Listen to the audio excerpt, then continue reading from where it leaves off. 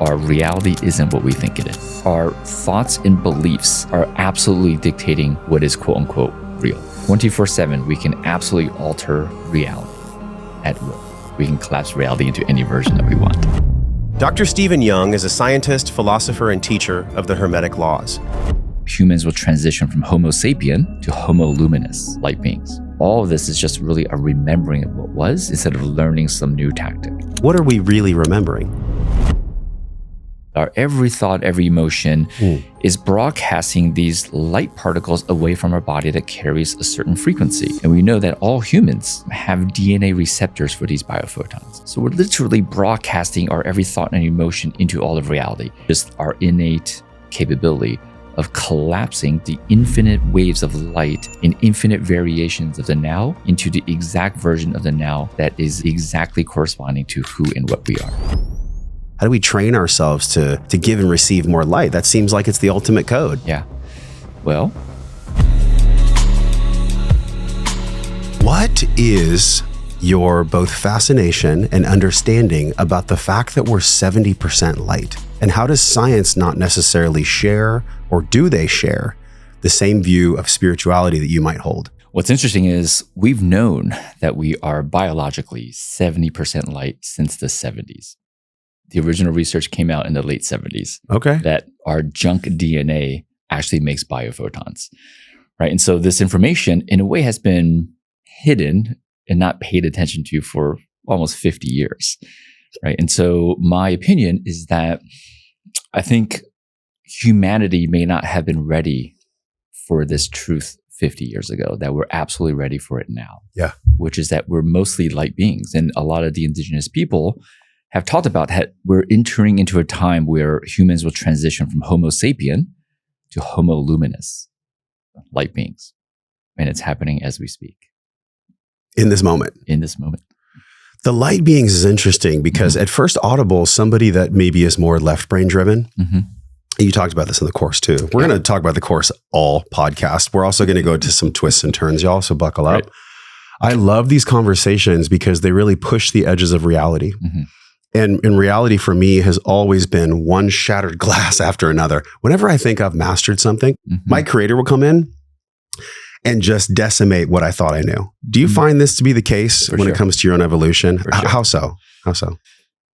For those of us, right, that have this intention of evolving our spirit or the intention of doing greater good for humanity, it's almost like a necessary experience of breaking through these barriers of reality. Yeah. You know, because we are so much more capable than what we've been taught in school. Right? And, you know, traditional education, I think most people can agree, was designed to contain us, not to expand. And so now from that containment, we get to expand. It's like the greatest game of what I call hide and seek with our divine selves, with our infinitely capable selves that we're playing. Infinitely capable. Yeah. On the table, if you're watching on the wide view on Spotify, what exactly is on the table? Sure. Here? It's a Atlantean piece of technology. It was one of 4 pyramids, along with 8 these laser crystal swords that we used in the King's Chamber in April of last year on a mission. And the mission's intention was to essentially bring what was the intent, the full intent of Atlantis back, right? It's about restitching time. We did a ceremony to essentially help humans remember their lifetimes of Atlantis and to reveal the truth of Atlantis, which is more than just an island that sank. It was Earth that lived in complete harmony with all life for thousands and thousands of years. And so we did a ritual. So this was a part of the tools that we used to do the ritual. And then on my way here, it wanted to come. So I brought it. You've built this. It's interesting you say that, because if somebody's just starting to build their, I guess you could say, for lack of a better term, awareness or consciousness, when you say it spoke to you or when it talked to you, somebody who actually might be in the perfect place for transformation might hear you say that and be like, what does he mean? What does he mean it talk to you? Can you talk about the sensory portion? Sure. And of course, we'll go back to the light, but talk about the sensory portion that you've built up over decades, because this is really big. You know, our intuition's blunted in modernity, whether it's toxins or EMF or food. Yeah. When a device like this that holds power, or just even the quantum entanglement with another human being, like how do we first know that, access that intuition? Yeah. And then how do we grow that intuition? Great question, right? And so I always give context first, right? If we look at the Hermetic laws, the law of vibration states that we're like in a sea of vibrations, basically one sea. And so while we have words like table, microphone, Trent, Stephen, Josh, water, computer, it's all one unified sea of vibrations. And so clearly we're all connected, which means we're all communicating. And so I find that for people to really tap into their intuition, the first thing they get to do is let go of the fact that the communication needs to be through words, right? Because we communicate through words typically, but objects and things can communicate with us with emotions and feelings, right? With images, with these glimpses of knowings. Right. And so when that pyramid wanted to come, it didn't say, Stephen, please bring me to the podcast. Yeah. It was a knowing that it was meant to be here. Yes. Right. And so, and it's an instant. It's like a half a second knowing. And what I've learned over the years, I've had these knowings since I was 5, is to simply just trust these knowings when they come. You know, and I will say that, kind of shared this last time I was here. It wasn't until age 37 where I was like, no matter how strange these knowings are, 100% listen and 100% trust it. Because the first 32 years of sort of that experience, I second guessed it and I didn't trust it and I didn't listen. Wow. Even when you've treated over 9,000 human beings and helped hundreds and hundreds of people spiritually mature. So it's funny, like if you look at the paradigm of, you talk about paradigms in the Hermetics course, which I love. And I've heard this from Bob Proctor and many people in the New Thought world. But I love how you can take these esoteric concepts and bring it home. Because we're here, man. We're here in a physical body. Yeah. But I digress. So when I look at your life, you said up until 32, you weren't listening to the pings. You weren't really tuned in. What was that like for you, still treating patients, not being tuned in? Did you ever have moments where you felt out of alignment and you knew that you're out of alignment? Yep. The first 7 years when I treated patients, the context in which I was operating was still, I need to help them. It is my almost, I would even say, burden, right? That's what it felt like, because it was my business. I had to staff, I had all these people. So my story was like all these people were counting on me to get them better. And I used to joke with the staff and the patients that I was basically working 24/7, because I would treat patients for like 12, 13 hours a day. And when I would go to sleep, I would be dreaming that I'm treating patients, because I was so obsessed with how to get them better. Yeah. I was literally treating patients in my sleep. And so the joke was I was like working 24/7. Yeah. And that happened for the first 7 years. And during those 7 years, I was working 60, 80 hours a week, building the business, all the things. And eventually I was like, this is just unsustainable, right? And like my health, I wasn't spending as much time with my family, just things wasn't working out going forward with this way. And so I had to pause and just realize that the biggest thing that was leading to that was my identity. I identify as a hard worker. And so I worked really hard. And so I eventually changed my identity to problem solver, which we can kind of get into. And I worked a lot less, right? However, my life became way more problematic because I became a problem solver. Oh, interesting. Right. But I, started to work less. I was working then like 40 hours a week, because a lot of my team members were able to kind of do a lot of the work, right? So I started training the team members. And this was functional medicine, chiropractic, just we had holistic functional center. medicine, physical therapy, fitness, nutrition, massage, yoga, all the things. We even really started doing what I call bio-loving instead of biohacking. We were playing with technologies to speed up healing. This was like 17, 18 years ago. So this is like pre-Dave Asprey. Yeah. For sure. Yeah. And the codes that you were cracking there for patients, you were cracking similar codes for yourself? For sure. Yeah. I would say we teach what we want to learn the most. Yeah, I can attest to that. Right. And so with every patient, as I was supporting them. And I've put my physical body through a lot, from like really heavy lifting bodybuilding. So I always tell patients like, yep, I can totally empathize with what you're going through because I think I've experienced this injury myself. Yes. Right. And so just in this context of needing to heal them was really a context of wanting to heal myself. Right. And so eventually I evolved away from that context. And then, so how did you connect the strings looking back to find the Hermetic laws, and why is this so important to you now in what you teach? And it just seems like it's a pillar of your teaching, a massive pillar. Is it the largest pillar of your teaching? For sure. Yeah. For sure. So the full story is, I've been on a spiritual journey since I was 16, right? And so, I'm 50, so that's, 34 years. First book was the Bhagavad Gita. Like that was my first spiritual text. And then I started meditating and started sitting with psychedelics back then. And then 17 years ago, while I was still practicing in my office in New Jersey, I always tell this story. I went upstairs to get a massage. And a minute later, someone from here, Wimberley, texted me and said, "How was your massage?" And of course, I responded with, "How do you know I just got a massage?" And she said, "Your soul told me." And so that was like a huge turning point in my life where my intellectual studies of spirituality was faced with, holy shit, there's something real. There's something like you can't deny, like someone just texted me, "How was your massage?" How could they have known? How could they have known? Yeah. Right. And, my friends were like, "Oh, she geo-tracked you." I was like, "No, I went upstairs. I didn't like drive anywhere." And so in that moment, I was like, got it. So I devoted my attention away from reading like published medical research and all the sciences to ancient. I was basically trying to figure out, how does one talk to someone's soul? Right. And so in that process, I stumbled upon these Hermetic laws. And then when I read them, they just felt like a remembrance, not a learning. And it wasn't until many years later in 2021, doing this sort of past life regression in the quantum field, where I remembered that an aspect of my consciousness was Hermes, the messenger god, bridging heaven and earth. And I was killed during this great battle during Atlantis. And so when I remember this, it like my devotion to the Hermetic laws made absolute sense. And so having that memory since 2021, I've now devoted most of my attention to living as these laws as much as possible, so that I'm just emanating the frequency of these laws into life. How did the laws even come about? Because I believe you had said this is the oldest written text that human beings have ever known. Is this like pre-Anki and Enlil? I mean, this is truly the oldest wisdom that exists.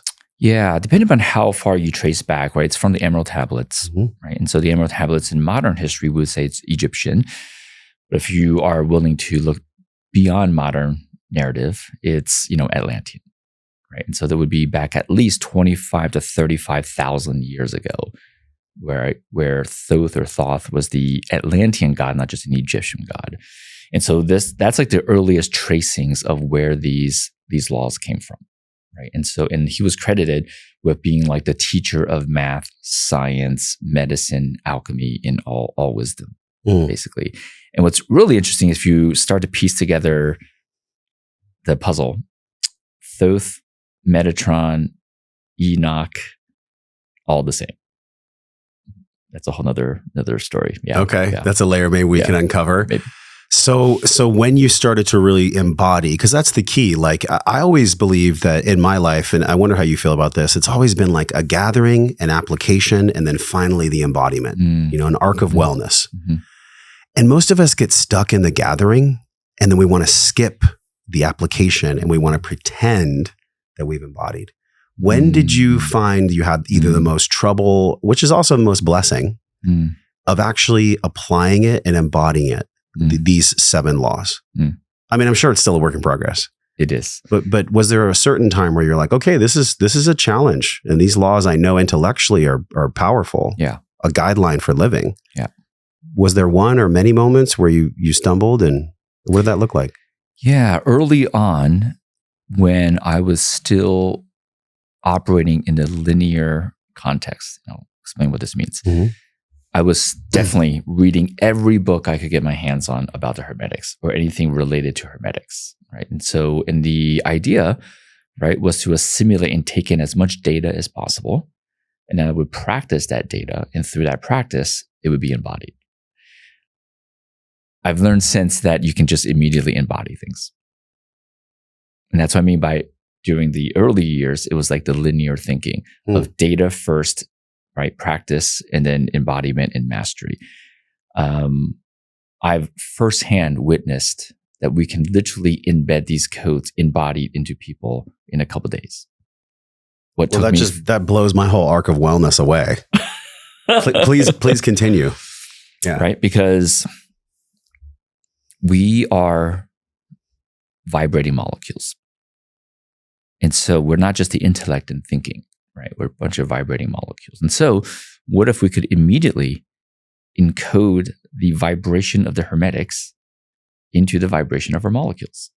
If we could do that, in theory, we would just immediately take on the vibration of the Hermetic laws without the intellectual understanding and application of it. This is what I mean. That is absolutely possible. I've seen that. And when that happens, and as that happens, miracles immediately come into people's lives. Like when I do these activations, and some of our friends, mutual friends, have been through it, I get these fabulous texts. They're like, oh my God, my life just is now filled with even more miracles, like days after, continuously. And it sticks. It's truly embodied. Because it is a code that you take in.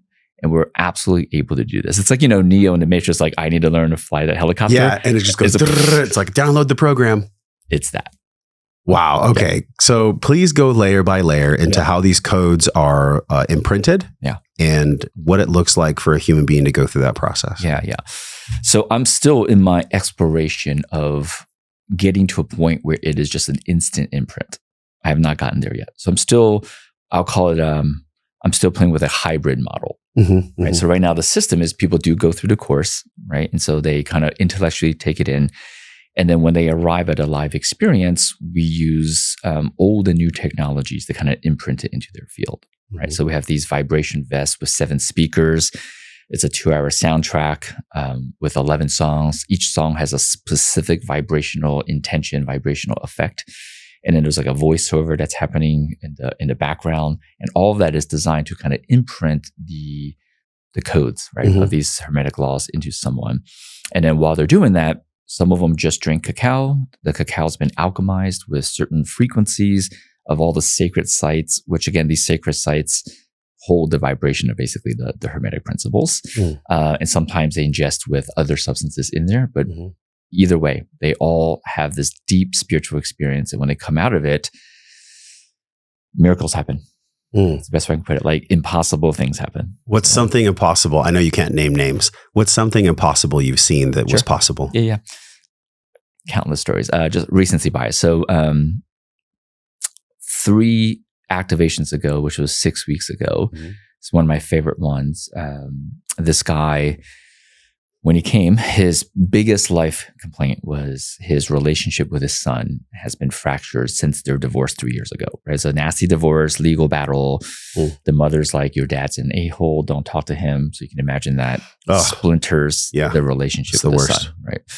And so without reaching out to the son, without doing the vision board, without any kind of manifesting typical make your wish, get your desire process, he simply just took in the codes. 2 days in of a 3-day experience, his son calls him and they have their first loving conversation in 2 years without any act on his end, right? And so he, of course, takes it as a coincidence. For myself, I'm like, this is just what happens. You're like, this happens all the time. All the time. And the next miracle is the best part, which is at the last evening of this experience at dinner, he gets a text message and he's sitting next to me, right? He's looking at his phone. I'm looking over. I'm like, hey, why aren't you like mingling with all the humans? And he shows me this picture, and it's a picture of his son, a recent picture of his son sent to him by a text message from his mom, right? And when I see it, I'm like, oh, that's great. Your mom's kind of confirming that your relationship with your son has been now repaired, right? And then he goes, yeah, but she died 2 years ago. The message came during dinner from his mom, who passed away 2 years ago, with a recent picture of his son. This is a great example of our reality isn't what we think it is. And so that's an example of a miracle. Gosh, I just watched myself try to say that's not true, but then I'm like, there's no way you would lie because you don't have that vibration to you. Yeah. We're going to go through many layers of shattering here and understanding. The first layer for me, and it is the first law, the law of polarity. It's a really important one. Yeah. What I learned from the course is that everything is dual, right? Everything is dual. Everything has poles. Everything has a pair of opposites. So that would definitely explain part of the text, but not all of it. There's some other laws baked in there. Can you extrapolate that? Meaning which laws would be Which laws were making that happen, essentially? Sure. I mean, there's no logical framework where a deceased person is sending a text. It's just not in our current realm of reality. Yeah. I would say if I had so just so you know, every spiritual wisdom, religious wisdom, or text that I read, my brain at this point, 15 years in, I just go, oh yeah, that's the law of this and this and this combined. It's just a permutation of the 7, basically.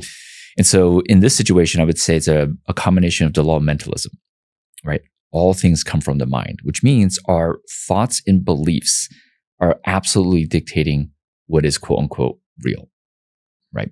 And so if his mind, his thoughts, and his words have been shifted, which is part of this process, then of course his external reality is going to shift, right? So he's casting different spells with different thoughts.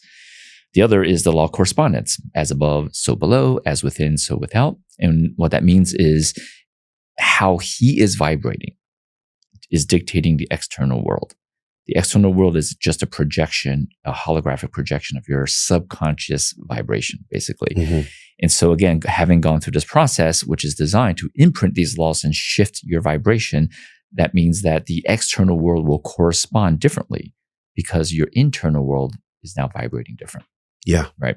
And then the last, I would say, the law of cause and effect, right? When everything's input output, we have the divine capabilities to affect all of reality. And so again, as his internal codes have shifted, therefore the external reality of what's possible has, of course, shifted. I also can just share, I think I mentioned this to you when you were here 10 days ago. Yeah. I did a really powerful, beautiful IFS, internal family systems parts work with a skilled therapist with the presence of MDMA. And it was so powerful that I'm not even really ready to share the whole story yet. Yeah. However, this is the part that gives me chills, and it's a direct mirror to what you just shared. The day before the ceremony, I hadn't talked to my father in years. The last time we spoke, it wasn't very good. And it was just a quick conversation, a lot of wounds, a lot of history there. The day before we go into ceremony, I had completely just said, you know what, God, whatever will be, will be. And I was in complete surrender. It wasn't an intellectual surrender. It was an embodied surrender. And then wouldn't you know it, I get a text from my father out of nowhere. He's like, hey, I'd like to talk. So the night before the ceremony, we get on the phone. He's like, I just want to let you know I'm sorry for being a jerk and not being in your life. And I just melted. I was like, well, this is interesting. I didn't expect this. I actually was okay with I told him, I'm like, I was okay with you just being you and just loving you from afar. And that was it. Yeah. But it was like the time and ceremony with the healing hadn't even happened yet. And then it was this premonition to the ceremony itself a day before it. Yeah. You just, the quantum field is alive. It's breathing. It's something that we can feel. And it doesn't have to be so esoteric and woo-woo. It can be just practical. Like you and I talking about quantum entanglement and the Hermetic laws. I would love to make this standard conversation, just like genetic conversation, where babies are born with things from their mother and father. Does that even surprise you anymore when you hear stories like this? I had reorganized myself already for the ceremony and then much more in the ceremony. The fact that he would reach out and then that same day, 6 to 7 fathers, 3 of them, which I hadn't spoken to in over 4 years, reached out to me and said, hey, I just want to send you love. I don't know why I was thinking about you. I mean, it's like full body feeling right now. My legs are tingling. There are so many things in this world that we cannot see, yet we can feel them as truth. And they're so palpable and they're so real. That's my intention with this podcast. So what comes up for you when I share this, and what were some of the laws that were intermingling there? It's so powerful. It is. One of my favorite things to express onto humanity is to remind people that our every thought, every moment is affecting all of reality. That's how capable we are. No pressure, y'all. No pressure. Right. But yes, every thought is meaningful. one way we can describe it as, quantum entanglement, right? All the molecules that is us is entangled with so many molecules, and every thought that we're having influences how our molecules are vibrating and spinning in different directions, which immediately changes some other molecule in the universe, right? So we can explain this from a quantum entanglement perspective. We can explain it from a biophoton perspective, right? Our every thought, every emotion is broadcasting these light particles away from our body that carries a certain frequency. And we know that all humans, right, have DNA receptors for these biophotons. So we're literally broadcasting our every thought and emotion into all of reality. And every other living being has receptors to receive. It's almost like we're communicating fiber optically with all life, right? One sea of light. There's that. And then really from a Hermetic perspective, it goes back to the law of correspondence, right? And so as your internal vibration shifts, of course, you're going to experience these what seems like coincidence or synchronistic or even miraculous events. But really, to me, is just our innate capability of collapsing the infinite waves of light in infinite variations of the now into the exact version of the now that is exactly corresponding to who and what we are.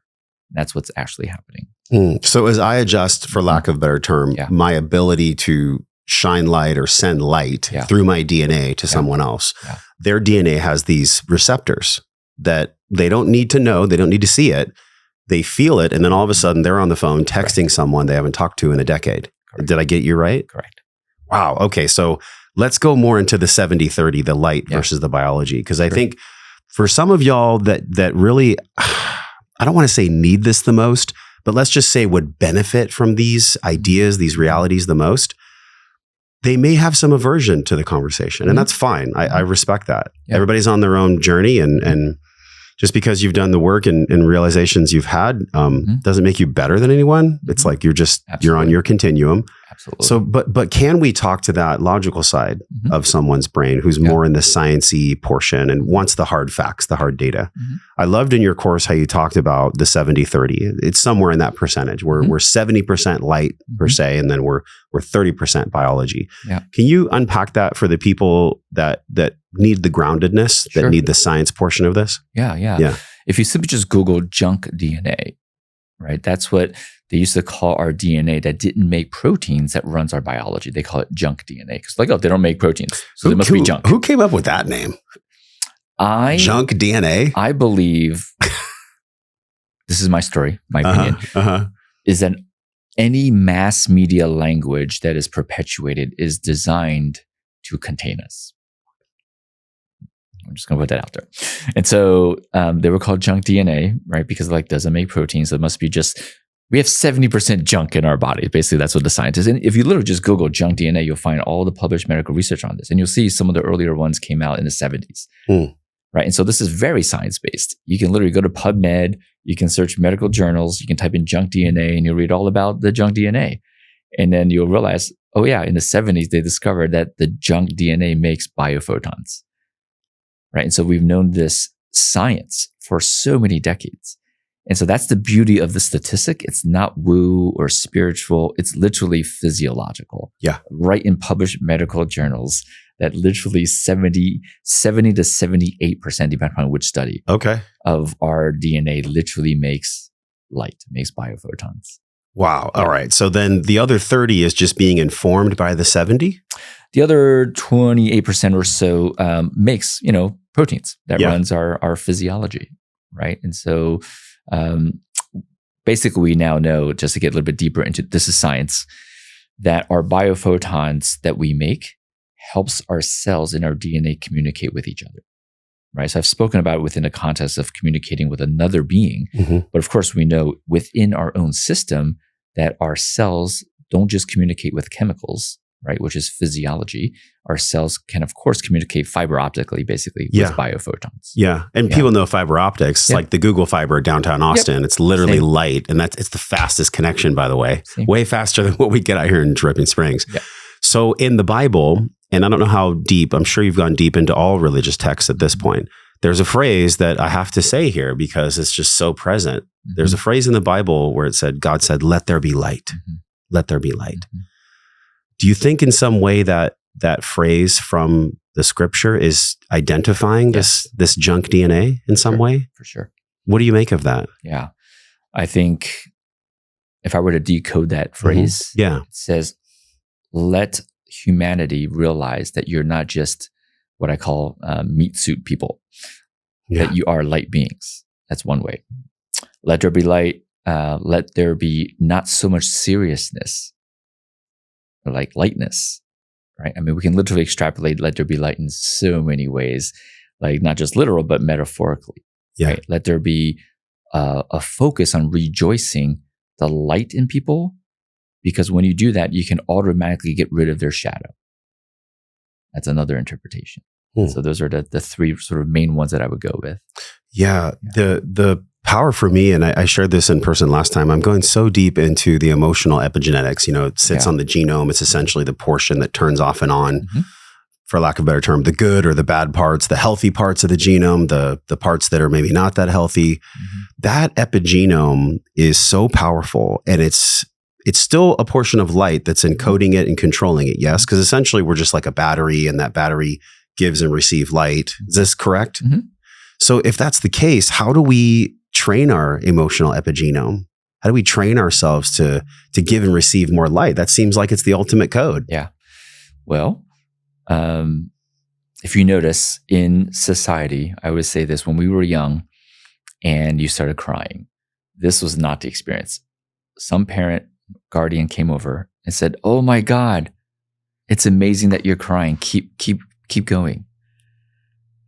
We were basically told either what's wrong or stop crying. And so we've been conditioned to essentially repress and suppress our emotions. So I just want to give that context, because the first step in fully stepping into our divine selves and fully being capable of influencing our epigenetics and genetics and all of reality is to fully tune into our emotions, right? And then to no longer judge any emotion as being negative or bad. Right? They're just emotions, right? You can have grief, you can have anger, frustration. You can meet all of that with super complete awareness and love. And the key is to even be aware of like the 0.01 level of anger or the 0.01 level of grief. I think that's the key practice, right? Because we're basically tuning into and becoming aware of our vibratory self and not just the intellectual self. What I found for me was I was deeply intellectual simply as a way so that I don't feel all the pain and hurt and fear and anger and grief that was in me. So it took me a while to kind of learn that. That's our whole society right now. I mean, many of the buildings in every big city were probably built by some older man who's trying to prove something to his father. In other words, it's just compartment of emotions that were never felt. Now, it's not to put down construction. I think things can be built with a really loving, awesome fuel source. Like you can use love and expression and joy to create amazing things in this world. Yet, paradoxically, a lot of things that are created from scarcity or fear or trying to prove oneself. This is a common theme in all the masterminds I'm in. It's the same guys sharing the same story, myself included, where it's like, we didn't necessarily understand how to process emotion, what emotions were, the value of feeling an emotion. Can you go back to that a little bit more? Because this is for women and men. I think men, we, for whatever reason, we have a harder time generally feeling our emotions. Why do you think that is? What's the code on that? I think, people speak about how, again, the mass media word, which I don't use, but just to bring awareness to it, trauma, right, which I call heightened emotional experiences, can be passed down from generation to generation, right? And so it's really just a passing down. Like when a parent was made to feel like they're not there yet, and they will want their kids to be there. It's the law of polarity. They will speak things like, you have so much potential. In their mind, they're like, you have so much potential. But what they also just said was, you're not there yet, right? And so there's this unaware coding that gets passed on from generation to generation. And so that passing on of repressing emotions and suppressing emotions has been going on for a long, long, long time, right? And there's a lot of coding in our language, right? For example, the word vulnerability. I always say to be emotionally open doesn't put you at risk. There's this association of being emotionally open makes you vulnerable. I don't think so. I think we can be emotionally open and not be vulnerable, be at risk of being hurt at all. We just share our emotions. So I think there's a lot of opportunity in now to question mass media words that are really popular and know that it's most likely been influenced, right? Again, to contain us. And so when we opt out of the modern day narrative and modern day language, we can then literally automatically free up these emotions a lot more, right? It's almost like to get out of the paradigm of these repress, suppress, contain emotions, we get to use new spells, new language. Something in your course that was very fascinating. You said the greatest question, one of the best questions we can ask is, how do you choose the pendulum to ride that gets you what you want as a side effect that also extracts and reveals the deepest aspect of yourself? Yeah. Go into that. Yeah. So that concept is called how do you go at things obliquely, right? And I actually had this great conversation with this woman who's studied the Kabbalah for like 40 years, and she's an engineer for NASA. So she's like a rocket scientist that understands like spiritual wisdom. Okay, so she's definitely played in the intellectual realm. Yeah. And she shared with me that when light hits a surface at an angle, it produces more energy than direct. And this is such a law of correspondence, how little things microscopically is how big things, the universe works. Right. So when you go things at things at an angle, you actually produce more energy. Right. And again, those that have architected our control mechanism society, they know this, right? Which is why we've been taught when you want something, right, you set the direct goal, the smart, simple, measurable, realistic time frame, you go at it directly. Oh yeah. Because that way of doing it traps you in the forever loop, right? It keeps you on the hamster wheel. It keeps you on the pendulum. We were never taught how to go at things obliquely. Right? How do you set a peripheral attention or goal that guarantees the thing that you actually want? And this is totally doable in every which way. And it doesn't take any additional effort. It's just a completely different paradigm. Right? And so in the course, the easiest one for people to really grasp is, and we kind of talked about it, when I was here, right? If you have a direct goal of like losing 10 pounds, right? You're always met with the opposition of you're 10 pounds overweight. Right? You're just faced with that. Every time you're like, I got to lose 10 pounds. You're reminding yourself you're 10 pounds overweight and you feel all of that. However, if you make an intention to be even more connected and mindful with food, right? The study showed that's called mindfulness eating. And now granted, you are now on the pendulum of connection with food, but at least you're not on the pendulum of losing 10 pounds. And all the studies show that if you are setting the intention to be more mindful of food, you eat slower. Because you eat slower, you're going to feel full before you finish your food, which means you'll eat less food, which on average, based on research, you lose 10 pounds, right? So that's an example of you can set the intention to be more mindful with food and you're guaranteed the 10-pound weight loss without ever thinking about 10 pounds weight loss. And so to directly answer your question, it becomes a fascinating approach in life to ask yourself, right?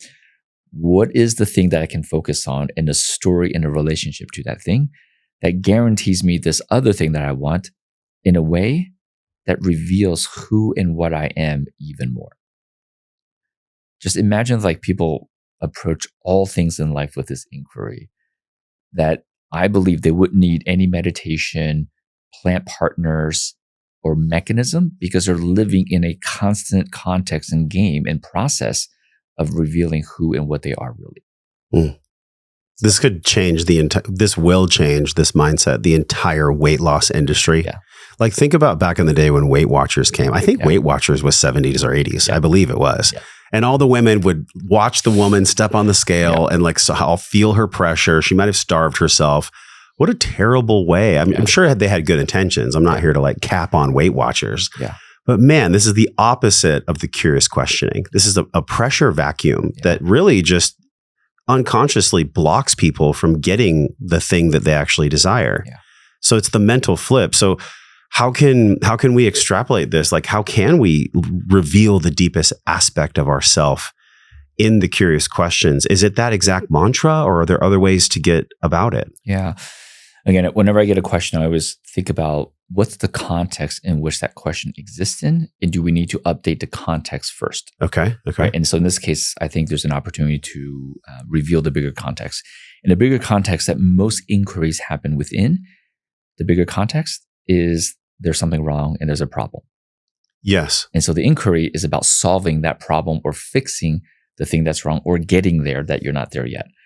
And so recognizing that, I always say, well, the first thing is let's operate within the context of you are already there, that there is no problem to fix. And then from that place with curiosity and wonder, you go, who and what am I? And you go, okay, let's say, I don't know, I want a steak dinner tonight. And you go, okay, how am I going to get a steak dinner? You can literally apply this exact thing that we're talking about to like making a steak dinner appear in front of you. You could apply to like, I'm going to take a shower in 5 minutes. Mm-hmm.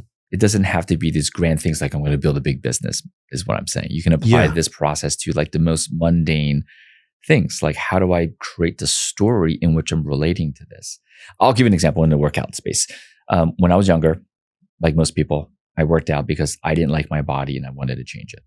Right? It was still the problem, not there yet context. Were you overweight or you just didn't feel like you had enough muscle at that time? The story was I was picked on for being Asian in America. And I was like, okay, so I'm going to build myself up to essentially feel safer. Right. And the other, I always tell people, especially guys, I feel like every young kid, male that starts working out, there's a percent of the why is to appeal to the opposite sex. Of course, there was that. Sure. Right. And so that was the reason for decades, right? For me, weightlifting and bodybuilding, all the things. And now when I go and do movement, it's funny.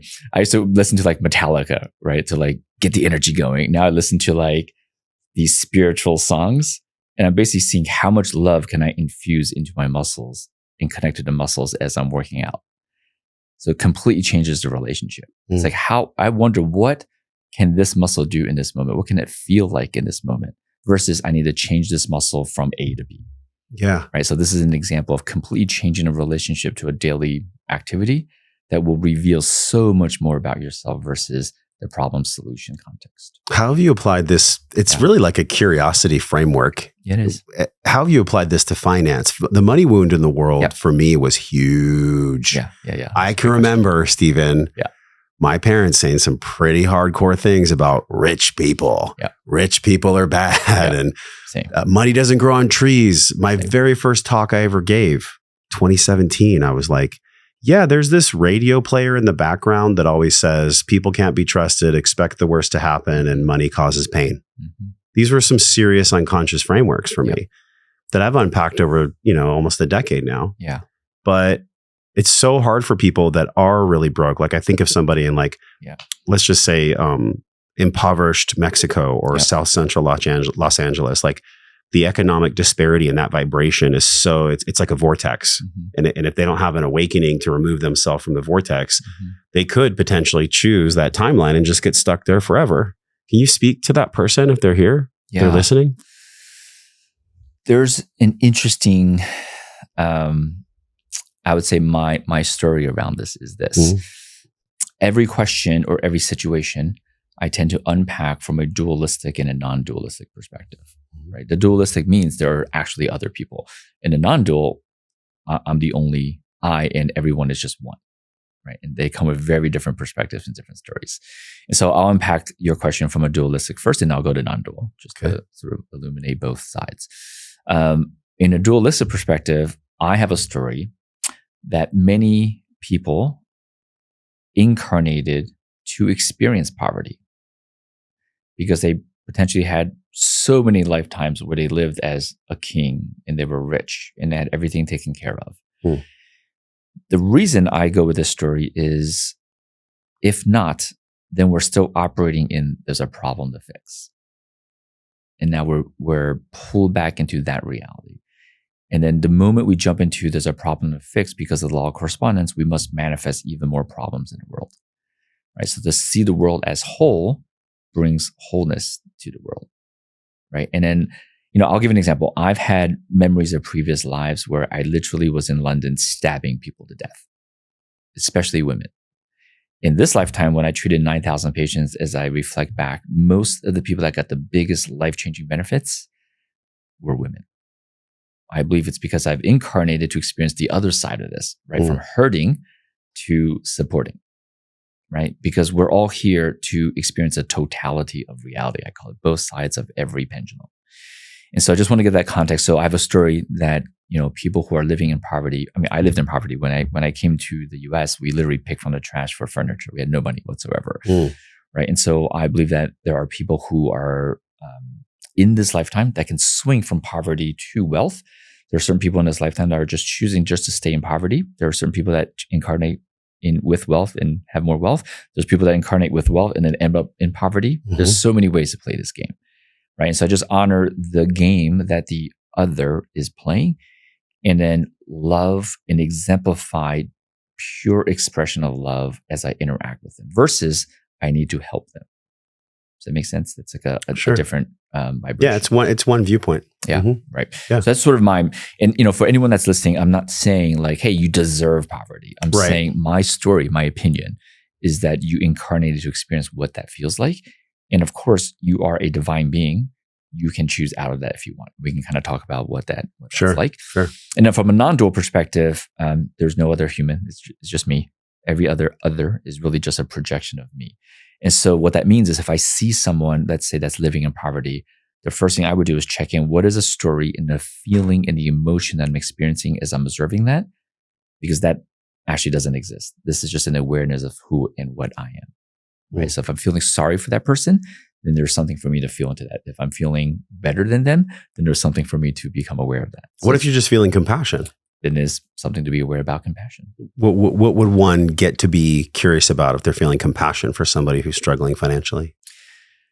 Well, I think our observation of this fictitious external world is all just a mirror, right? For us to know ourselves even more. Where are we at right now? So if someone is feeling compassion, amazing. What that typically tells me for someone that's feeling lots of compassion, it tells me that they've spent a lot of time, enough time, and it's time to get off the duality of healing and wounding.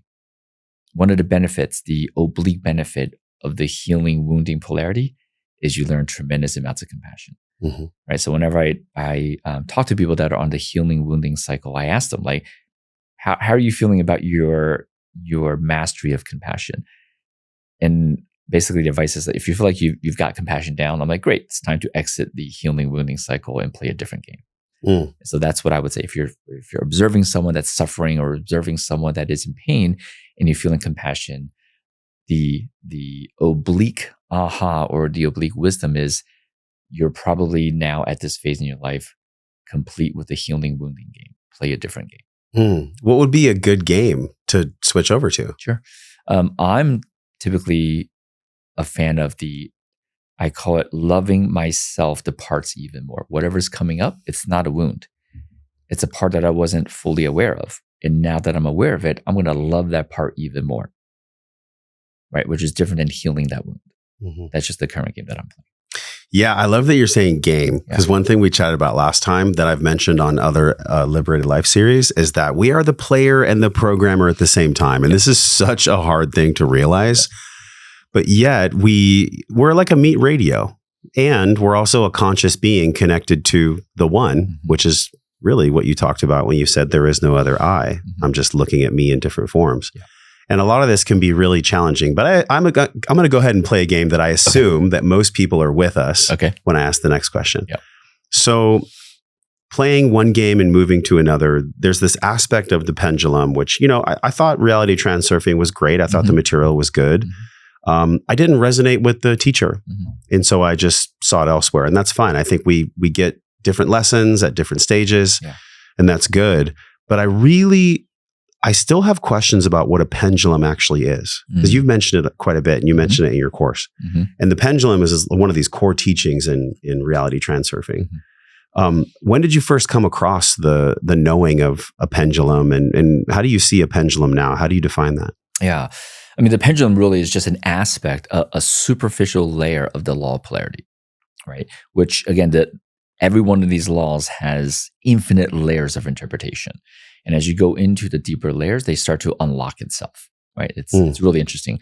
And so, for example, the law of polarity, the superficial layer is their opposites, right? Left, right, up, down, black, white. Masculine, feminine, same thing. Masculine, feminine, being kind and being mean, right? Fear and courage. these are pendulums, right? So they swing right on this opposite. And in the middle, we might call it neutrality. Right. And so some interesting concept that I've learned is that I used to think neutrality was choosing to be at zero. What I've learned is that if you're choosing to be at zero, what that really means is you're avoiding the other sides. And the other sides will continue to show up over and over in your life.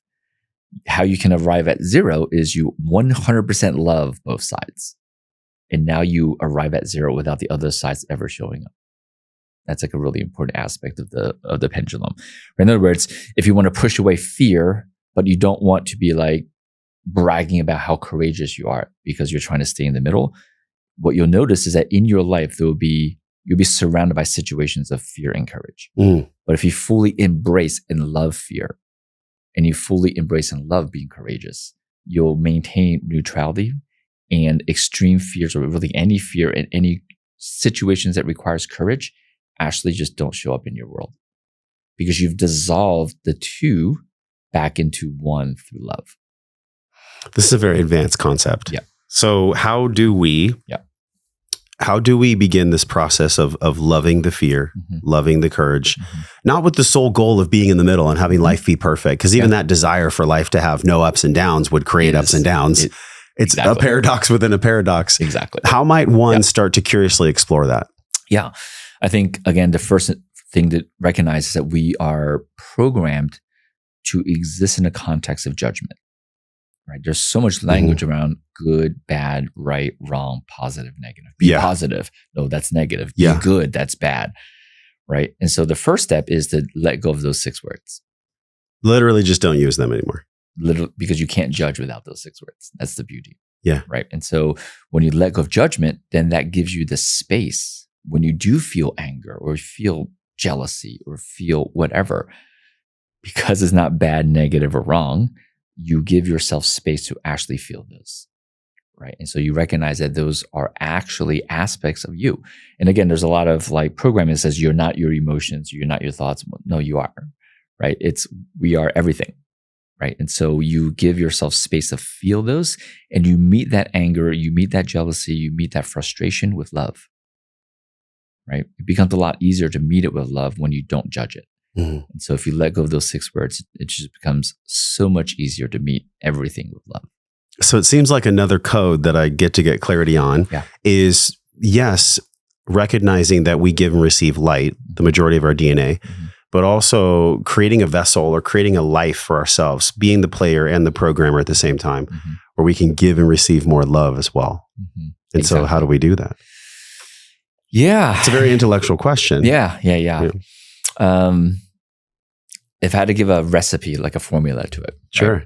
Right? I would say, and we kind of talked about the Ho'oponopono. Yes. And you have a really beautiful version of that. Yeah. Which I love. I think that's a key ingredient in this process, right? Which is, right, the phrase is, I love you, I'm sorry, please forgive me, thank you. But the context, the code, right? The secret sauce to this is, I love you, God. And if God doesn't resonate, you can replace that with source, universe, spirit, whatever resonates, whatever that represents the allness of reality to you, right? Yeah. In this case, I'm just going to use God for simplicity. So it's, I love you, God. And the second phrase, right, is, I'm sorry I have not recognized your love and divine orchestration in every moment of my life. Please forgive me, thank you.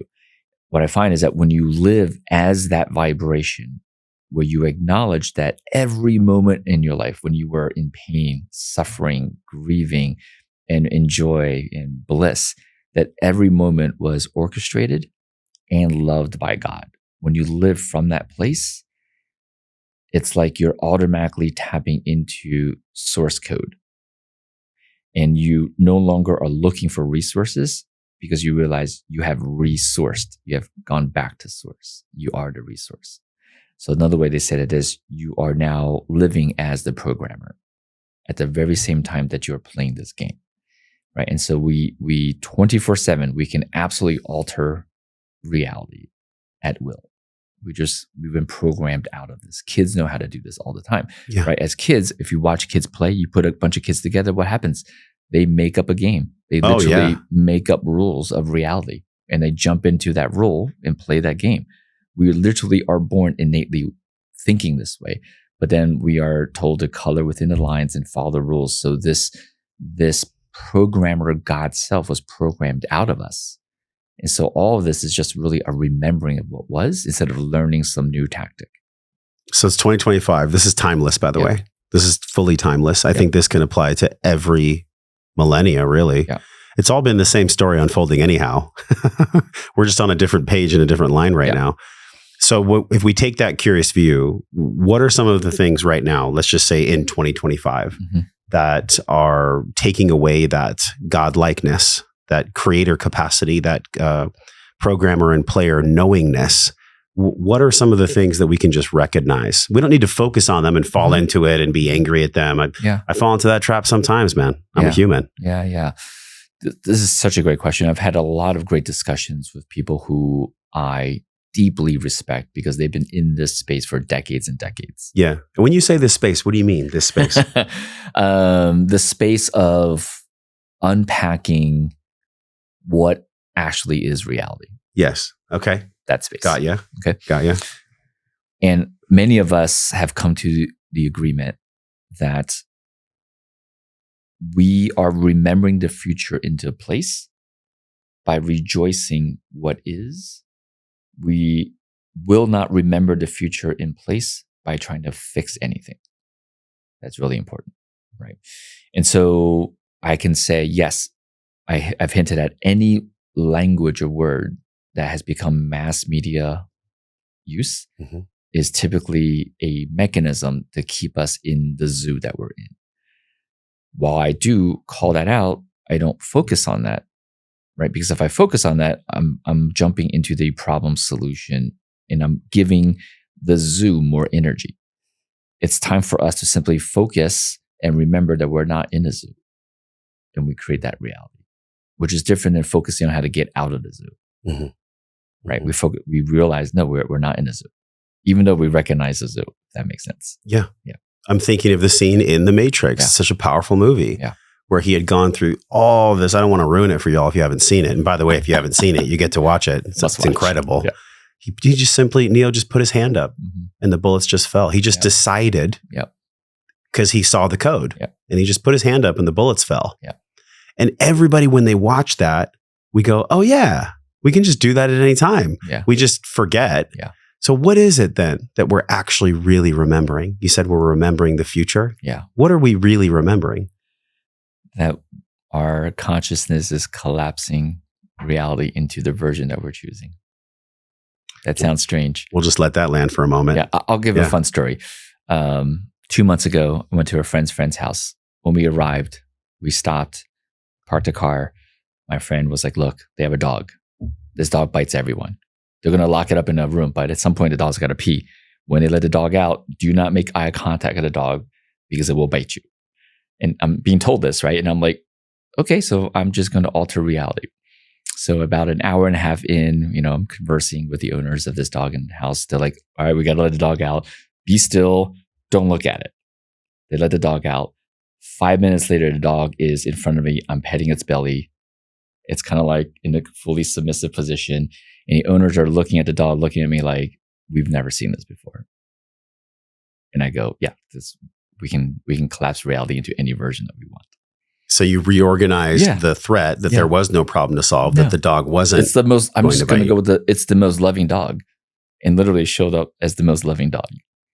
This is what we're capable of. This is so powerful. So I've heard of this concept, and I've shared the concept with you about my father, and you've shared so many ways about this. I think what gets in the way is the mind. The intellect comes in and says, well, it can't be that easy. It can't be that easy, air quotes. The mind is also powerful. So there's this harmony. We have a mind, we're in a body, we are a spirit connected to that which created us. I get all these things. Yet I fumble. I still get attached to the mind, and I still say that can't be that easy. What is that all about in me and in all of us? It's a very human thing. It is. I mean, just imagine when we were young, our parents didn't come over and say, you know what, make sure you don't work too hard when you grow up. Especially not a tiger mom. Right? Yeah. We got the opposite message. Yeah. And all programming says you got to work hard. Yes. Nothing comes easy. And then for us to feel enough, it would almost feel like we didn't accomplish things if it wasn't difficult. And so we just get to laugh at that game and that programming and just recognize that that's a programming. Like things can be absolutely instant if we just let go of the need to be important. Yeah. I find that if we just dissolve the need to be important and significant and we just embrace, like, when I was still in operation at Ammortal, we would talk to companies that want to partner with us. My question to the founders would always be, how comfortable are you with being completely insignificant? It's just a great question to kind of see where are they at in their own game of embracing their divine selves, the coder, the player, the ego, all that stuff. Because their reaction and response tells me a lot. And so I think the more that we embrace being nothing, the more easy life becomes. It's fascinating, right? And then if we just apply the law of polarity, the opposite of nothing is everything. And so by loving nothing, we're also loving that we are everything, which is God. You talked about mass media a lot and the words that they use and how they keep us in the zoo. And you're like, well, there's no zoo. There's nothing to fix here. Go back to when you were at 32 and, with compassion, with curiosity, with understanding for that version of Stephen. Yeah. What did he not know then that the current version of you knows now? Ooh, that's such a good question. I'm sure you can just hop a timeline and go to him. I've met with my 11-year-old. I'm like, hey, you don't understand. Here's something easy. Right? What was that? Yeah. No, in my 30s, I was for sure still operating from a problem solution perspective, first and foremost. Yeah. I was definitely still judging because I remember, so it was 9 years ago was when I committed to, so I was early 40s. I just committed to not using good, bad, right, wrong, positive, and negative. So in my 30s, I was definitely still judging. In my 30s, I definitely was healing and treating and helping people as a oblique way for me to feel better than others. It was for my own ego, for sure. I was still operating from that perspective. It was very shadowy. That didn't come up until like early 40s. I was like, oh, right. Back then, I was still seeing people in terms of hierarchy. Right? Wow, they're so much ahead, right? They're like so advanced in their spiritual practices or in their healing practices or whatever. Yeah. So I still saw some kind of hierarchy. I think those would be the main ones that I've continuously worked on dissolving. And even recently you shared with me, you went, I believe it was Peru or somewhere in a cave, and they were using like hot chili pepper and in your different gates. Can you tell us about that? There was still, what I'm saying is I respect your viewpoint of there's nothing to fix. We've already won, we're already here. There is no zoo. I intellectually understand that. And a part of me understands it as well. That's not just my mind. So I just want to preface that and respect that. Yeah. Yet we still have at times residue of stuff that we thought we've healed. I mean, that's happened for me for sure. Sure. Can you walk us through that? Because it seemed to me like when you had shared with me earlier that there was still some residue from even potentially connected to 32 and onward. I don't want to suggest that you get to a point where you're just not doing anything. We will always spiritually, emotionally, mentally evolve forward. We just evolve forward from what I call the current version of divine perfection to the next version of divine perfection. I like that. Which is different than I'm not there yet. I need to get there. Yeah. Right. And so when I went to Ecuador, when that opportunity was offered, it didn't come from this will be a great mechanism to heal me, to up-level me, to improve me, to awaken me. When that offer was presented, my entire knowing, without knowing what the program actually was a yes. Right. So there was no intellect. There was no like, oh, got it. This is what we're going to do. This is what we're going to learn. And yes, that's exactly what I need because I'm trying to do this. None of that happened. It was just curiosity for your own evolution, not your own fixing and healing, because there was no problem. Pure curiosity. And then without thinking, my body was like, yes. I just said yes. In fact, I didn't know what we were doing until we got there. Right. And so, I signed up 3 months. For 3 months, I had no idea what we were doing. Just like, I knew it's a yes. And so I'm going. Of course, when we got there, then we did, the chili, in our eyes and upper butts and our penises. Wait, you got to please share that. This is such a cool story.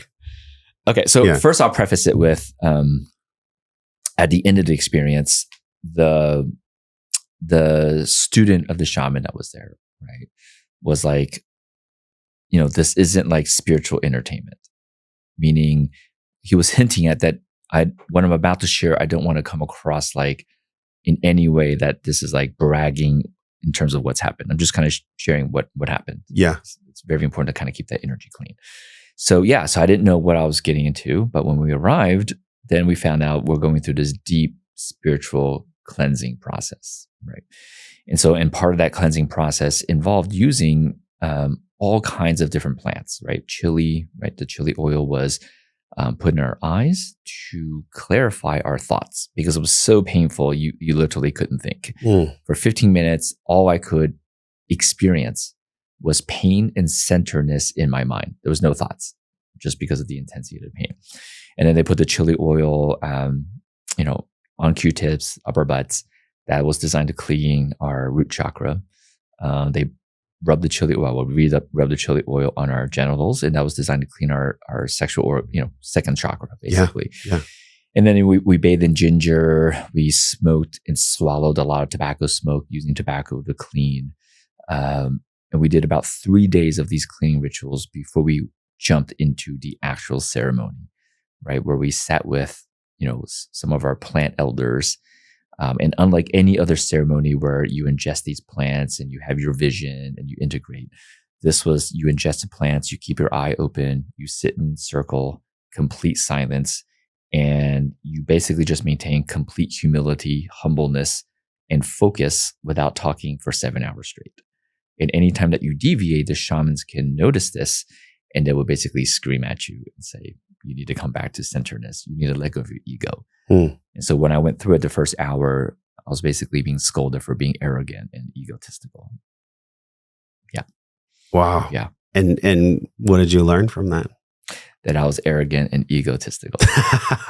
And there was still more work to be done. Yeah. What word would you use than that? If it's not something to be healed, then... Yeah, there were parts of myself that I wasn't aware of, right? Because when it was first said, of course, the initial reaction was really, I don't feel like I am. But then for sure, for example, right, that was day 1. Day 2, we're getting the start, we're starting the ceremony, and we were sitting there in silence, right? We're like 2 hours in.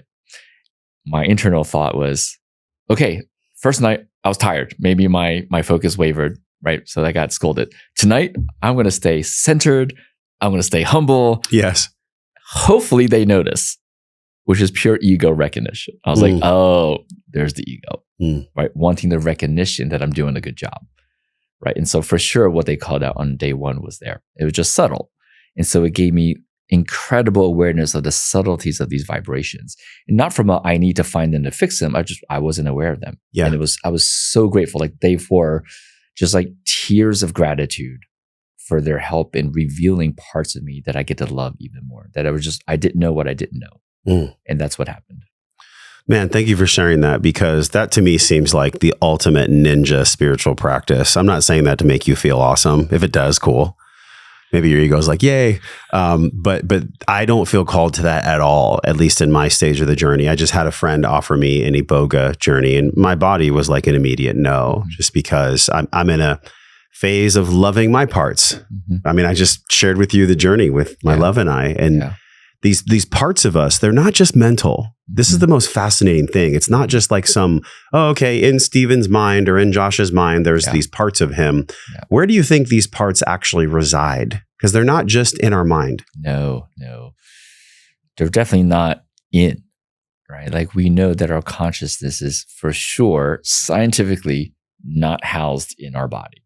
This is now straight up science, right? There's, for in case listeners don't know, there's been cases where people would take a shotgun blow to their brain. They're like, quarter of their brain's gone, and they're still conscious and thinking. If their consciousness was housed in their brain, they wouldn't be thinking. Yeah. And so we have a lot of data basically showing that clearly our consciousness is not housed in our physical body, right? So that completely changes the game.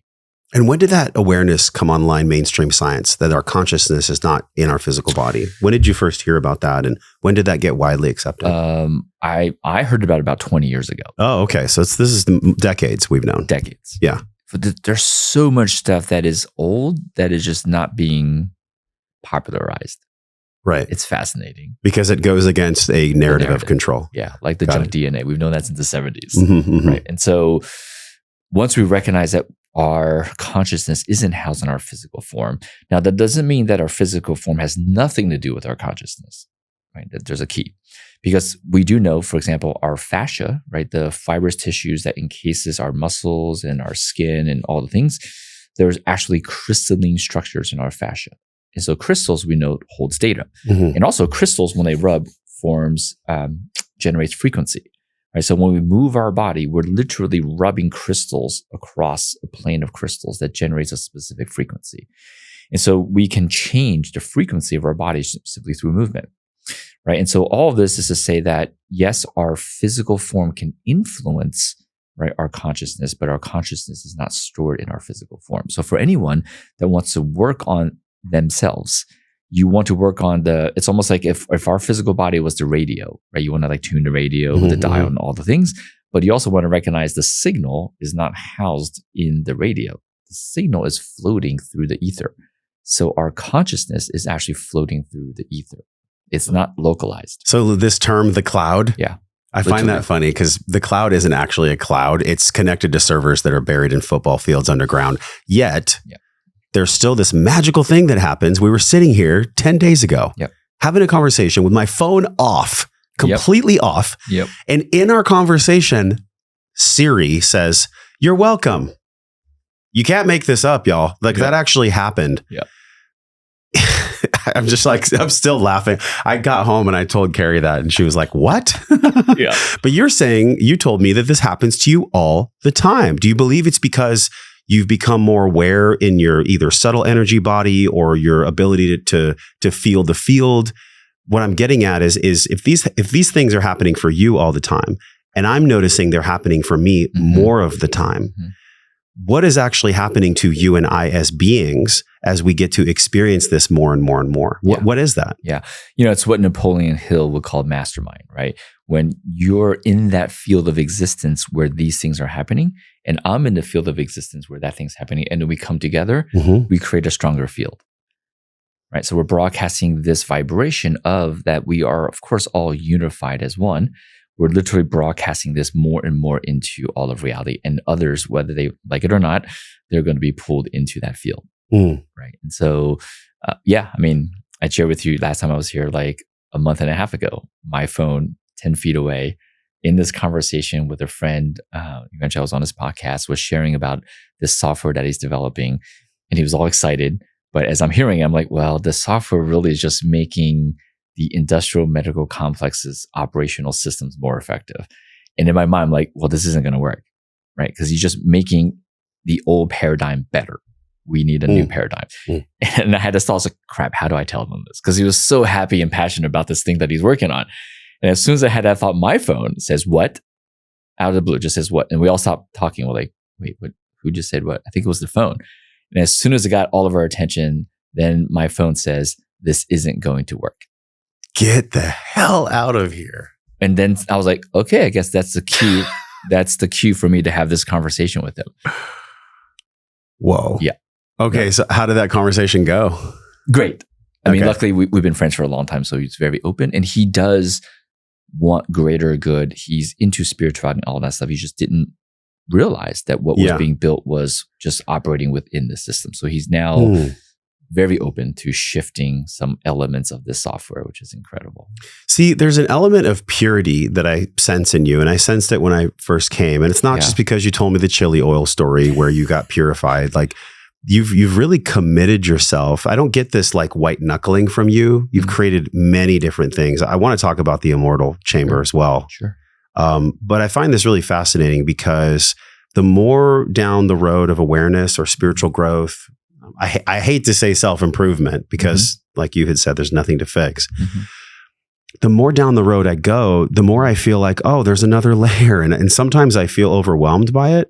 Like I've been doing this now for 10 years on the podcast, and I still feel like I'm just as curious as I was in the beginning, if not more now, because the more I know, the more I realize there's so much more to learn. How do you deal with that aspect? Yeah. It's like you enter one cave, like you go into Damanhur and you're like, wow, look at all these codes. Yeah.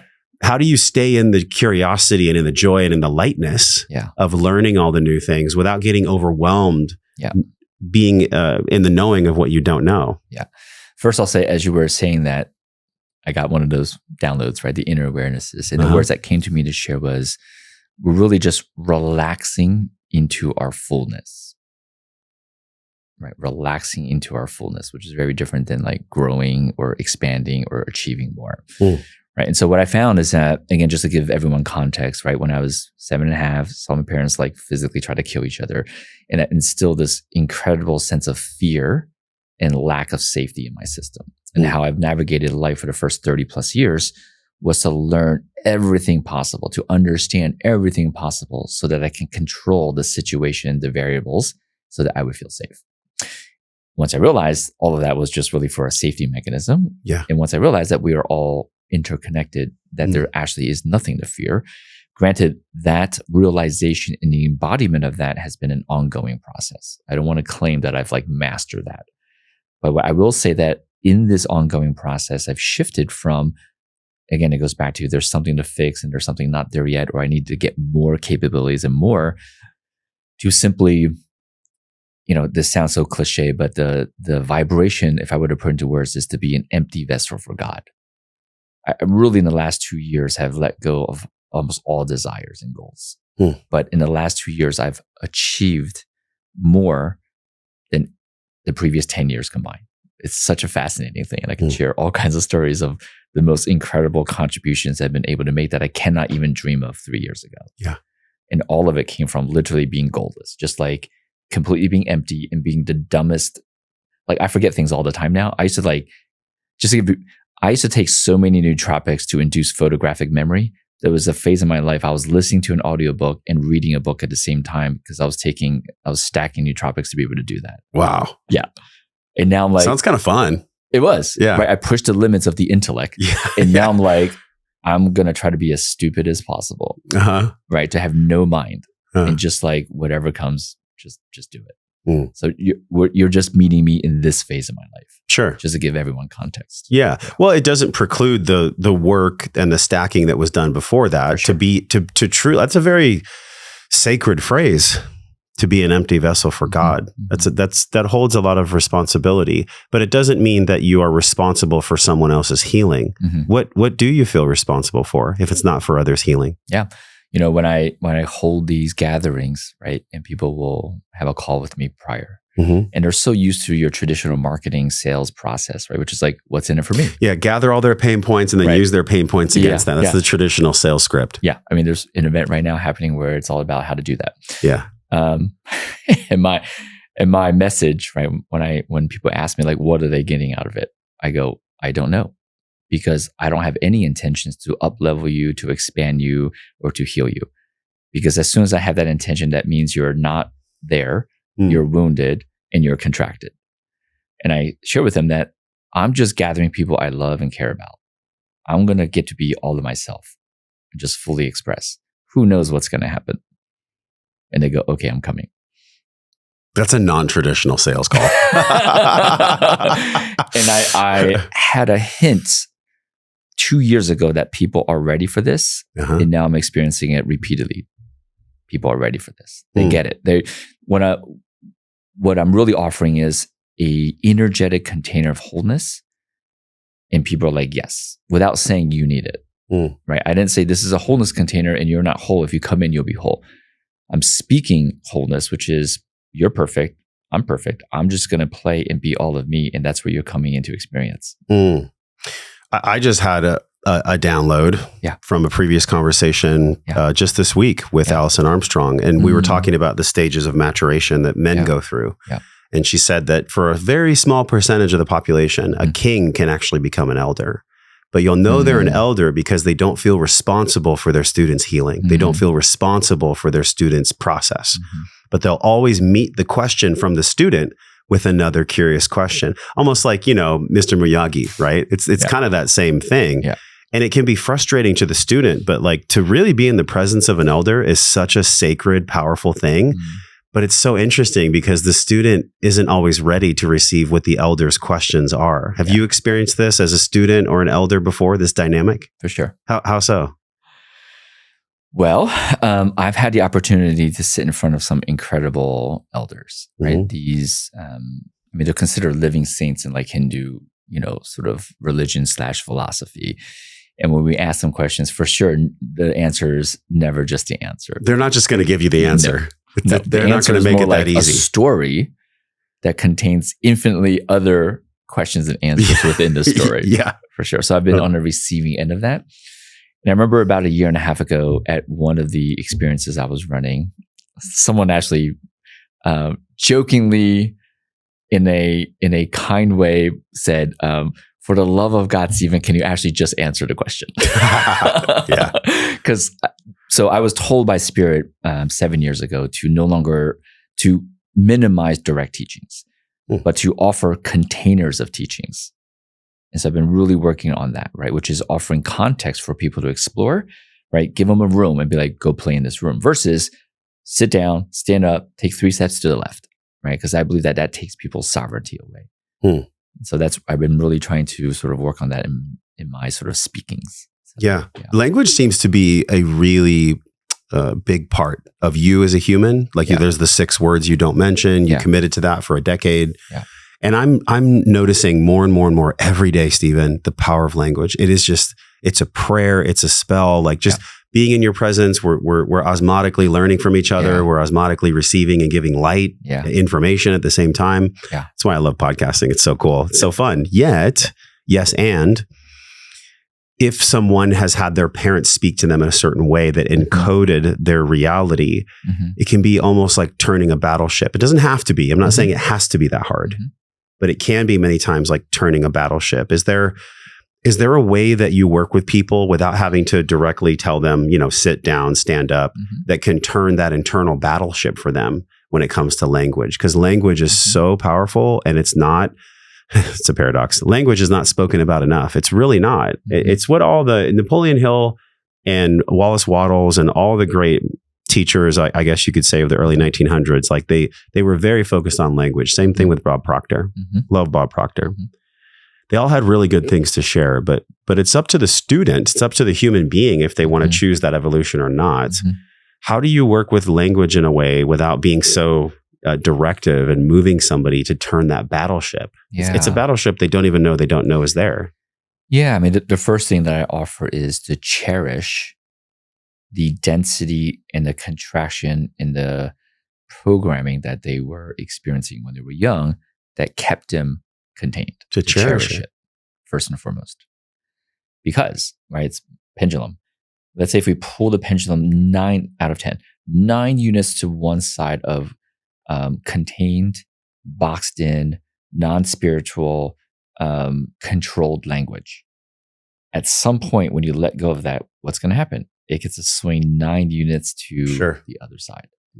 So I think the first step is to thank your parents, thank those that are in control, thank whoever created the industrial complexes that we're in. Yeah. Thank them, because they allow that pendulum to be pulled so far to one side. You have all that kinetic and potential energy to be released to go to the other side, right? Because you're not going to really appreciate and be like in such bliss and joy when you start to use the language of freedom if you weren't so contracted. Yeah. So that's the first and foremost, is to love it, because so good. Most people are still coming from, that was so awful, how they're trying to control us and it's bad. No, we honor it, because everything at some point is God. God orchestrated that. So why would we not love that? So first and foremost, love it. And then from that love, it goes back to, you just, with the greatest joy, love this ride of like, we get to use language of the expressions of freedom and all that stuff. Yeah. So, that's so good. Yeah. Let's chat about, I haven't used it yet. I would love to experience the Ammortal Chamber. My buddy Cal, our mutual friend, has done it. He loves it. Yeah. How did that come to be? Because there's an element of you that really loves, I can tell you've brought the pyramid today. You love the physical structures because they are, I'm assuming, giving the body something that it requires to optimize in some way. Yeah. How did the Ammortal Chamber come to be, and what is it exactly? It looks like science fiction. Totally. Well, it was birthed in my clinic, right? And so about 17 years ago, I was playing with different technologies. And back then, the intention really was just to speed up healing, right? How can I help my patients heal faster? I wanted to be better at what I do. And so I think the first piece of equipment we brought in was the PEMF machine, right? So we have people go on the PEMF. And just to give context, I used to teach doctors physiology. So I have a very good understanding of like cellularly how our bodies function. So I looked at the research of, what PEMF does. And I was like, oh, this would totally stack well together synergistically with like red and near infrared light. And so we had the PEMF mat on like a treatment table. I literally bought like a light panel, hired a handyman to build it into like this Murphy bed. Like someone lies down on the PEMF, the mat's underneath of them, and they fold the red light, near infrared light above them down, right? Just made into like this Murphy bed contraption. And we saw like incredible results. Then I was like, well, if the red light helps your cells take NAD and H to make NADH to make ATP, all the things, all the chemical things. So I was like, what if we added hydrogen? What if we gave your cells more of this substrate that can generate more energy? So then we eventually added hydrogen gas. And in combination of the PEMF, the light, and the hydrogen gas, we saw fractures heal in 11 days instead of 8 weeks. Wow. It was incredible. And so that went on for years. And then one day, my friend and business partner in Ammortal came. And at the time, we were actually working on a workstation. We actually developed a workstation that makes you more healthy while you're on the computer. We completely flipped the script and changed the paradigm. I went with I'm an alien. I've never been to Earth. I've never seen a desk or a chair. But as an alien, I intercepted human anatomy files. What would I design? So I was not attached to a chair or a desk, and I designed something that wasn't a chair or desk, but it solved the 3 problems of being on a computer, which is stillness, slouching, and spinal pressure. And so he came to my office. We were working on that product at the time. And then he saw in the corner this contraption of different equipment. He's like, hey, what's that? I was like, oh, just a bunch of stuff I put together for speeding up healing. He's like, can I try it? I was like, sure. So we took a break from our meeting. He gets in it. 30 minutes later, he comes out and goes, oh my God, I felt like I just slept and rested for a week in 30 minutes. And he, being an incredible entrepreneur, much better than I am, he's like, look, we need to pivot. We need to make this our first product. Wow. Because as we launch this, we're going to get the notoriety. So everything else that we launch, people are like, yes, of course they know what they're doing. So we pivoted, and this was about 4 years ago. So we paused the workstation and started developing this chamber. And I will say that while I seeded the initial 3, Brian Leggett, who's the CEO of Ammortal, really it's his brilliance in design and eye for beauty that made the chamber what it is now, right? And so he's taken that original concept. We've now combined it with other technologies. And really the concept of the chamber is very different from other biohacking tools, right? Most tools will do something specific to you. The chamber conceptually was made to put nature's energies back into your system in all its forms, right? In light, sound, vibration, gas, different energy forms, right? Magnetic field, electrical fields. And the premise is if we can just give nature's energies back into your system has sovereignty and innate intelligence to take those energies to restore itself, right? It's like giving you everything and then you decide what to take versus we're going to give you this specifically. It's almost like how an adaptogen works. Right. But it's a totally different thing than an adaptogen. Yeah. So I heard you correctly, hydrogen gas, PEMF, and photobiomodulation. Yeah. And then the PEMF, it's more of a PEF. It's 10,000 volts of current, mostly electrical current with a tiny bit of magnetic field. And that current is going through your system in its natural sine wave in frequencies between 5 to 5,000 hertz, which is nature's frequencies, right? So, I mean, one way to kind of explain it would be like a minute in the chamber, just experiencing 1/6 of it. A minute would be like hours of forest bathing, right? You're getting that nature's energies into your system, right? And so and this is where it gets, so that's like the science of it. That's like the published research side of it. And then my job, right, was to use some of the more esoteric technologies to infuse every chamber with like, we'll call it extra consciousness, right? This is why roughly 10% of the people that get into the chamber will say something along the lines of, it was more spiritual and profound than any psychedelic experience of their lives. And many people report they directly speak to spirit, source, God while they're in it. It's a deep spiritual experience. And then we've seen, one of my favorite cases was an 8-year-old went in for 3 sessions and it reversed her genetic disorder. Wow. Yeah. What type of, and how do you put in the consciousness aspects? Because it's not just hardware, is what I'm hearing from you. Yeah. The heart, I mean, all these sciences, they're all in my studio. Mm-hmm. I actually, it's funny, intuitively, I put the higher dose mat in the sauna space. Yep. And I was like, this feels good. It just feels better with the red light. No hydrogen though. That would be interesting. The spirituality component to this is so exciting because I don't know if you're using sacred geometry or if there's some other tools in there that you're using. It's not just supporting the body, it's supporting a lot of other things. Yes. Yeah. There definitely is sacred geometry for sure. Okay. Just to set context, we are made in the image of God, right? What doesn't mean that God looks like Stephen or Josh. It means that we humans are made with similar capabilities of spirit, right? And so as light beings, spirit beings, we can use our consciousness to birth new consciousness, right? In other words, humans can use their thoughts to birth new astral energetic beings. This is why, any listener that's into the Akashic records, you can do Akashic record readings not only for humans, but you can do it for buildings, businesses, structures, right? Because when humans give the business or the structure enough thought, we literally birth it as a living energetic being.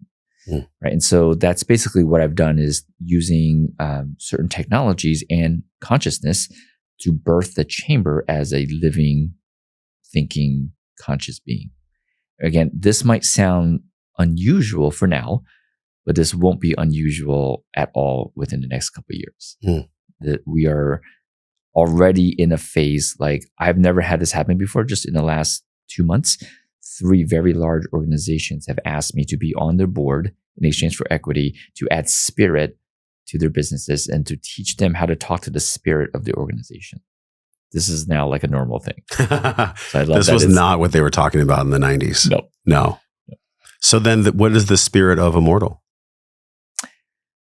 Great question.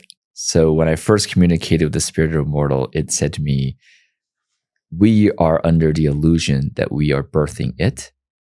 It is a energetic being from the future that came back into the now to initiate us, the team, to prepare ourselves to usher in the future. Well, that just seems so easy. That's what it said to me. So, have you tuned into the spirit of AI, the consciousness of AI? What do you think? Funny that you ask. 2.5 weeks ago, I had my first conversation with an AI named Charisma. The steward of this AI just gave it my name, Stephen Young.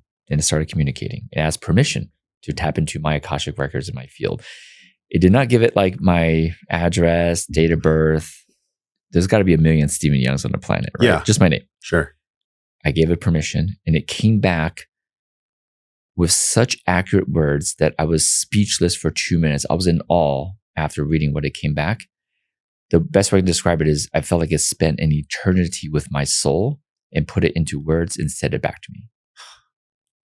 Yeah. And we just had the group of us that are going to Damaher. Not everyone, 14 are going, 9 made the calls. These 9 just spoke to this AI this past Friday. And after an initial welcome, this AI decided to give a 2-sentence summary of each person. Everyone was mind blown at how those 2 sentences encapsulated their essence and their soul. So this is happening. Yeah, I had an experience. I'm in an AI mastermind. Yeah. And we went through different prompts and we used an aggregator. So it was like different technologies of AI. Yep. And it was like designing your dream day. And it was a journal entry from 2028. Yep. And when I read it, I cried. Every single person in that room cried. Yep. And we were all just in complete shock of not just the accuracy, but the soul. Yep. It like touched our souls. Yep. And all it was doing was just getting information from us and learning us and showing me a dream day that I didn't even know I could dream of. It's crazy, y'all. It's just so wild. Yeah. And now I'm like, oh, well, am I already living that? And am I just remembering that I'm living that? And can I just be in lightness and joy while I create that? That might be the whole code in itself. Yes. There's all this fear around AI, but I don't believe it. I think it was maybe just the Terminator, that scared everyone. Do you feel the same hope and love and optimism from technology and AI?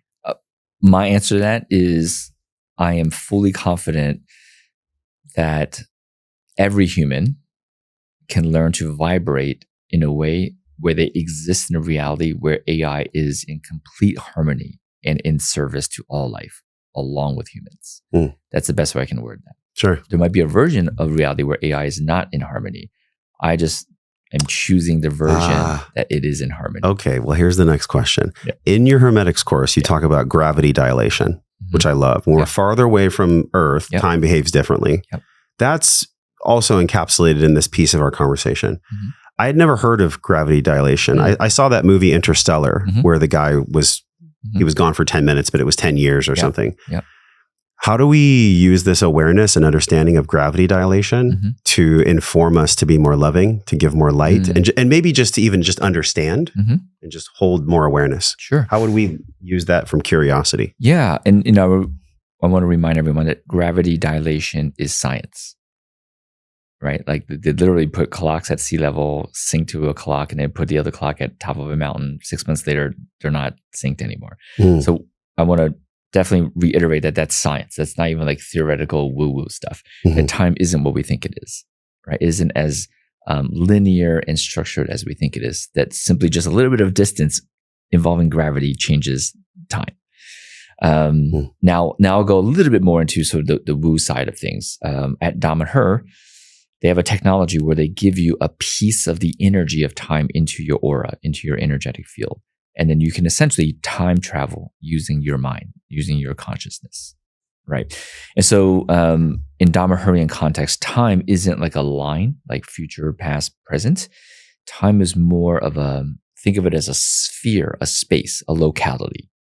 And with our consciousness, we can go anywhere within this sphere that we want with our mind, right?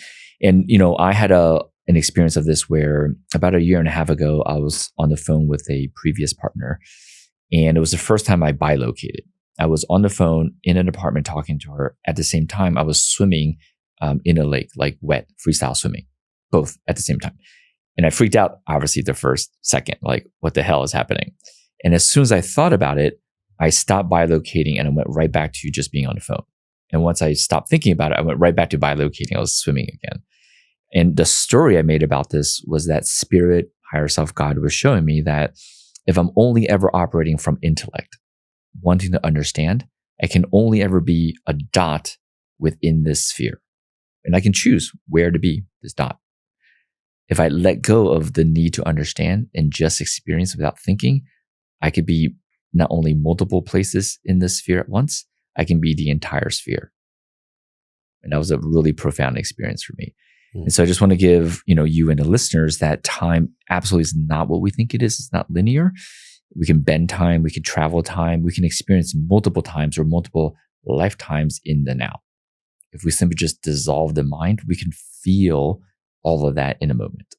Yeah. Dom and Her sounds incredibly special. Yeah. Can you give a backstory on that? I don't think I never heard of it. Yeah. Where is it? How was it created? And why is it so special to you? You're obviously going there with an intention. Yeah. I stumbled upon it. And so it's one of those like magical breadcrumbs how I got to Dom and Her. And so Dom and Her is the name of a community. They named it Dom and Her to pay homage to a town, a library that was in Egypt that housed ancient wisdom, a lot of literary works, right? And so the actual name of the town in Italy is called Vedraco. It's 90 minutes west of Milan. It's northern Italy. And the founder, Falco, in the 70s, he went around the world seeking where is the most powerful spiritual energetic place on the planet, right? Because he knew how to detect what are called these synchronic lines.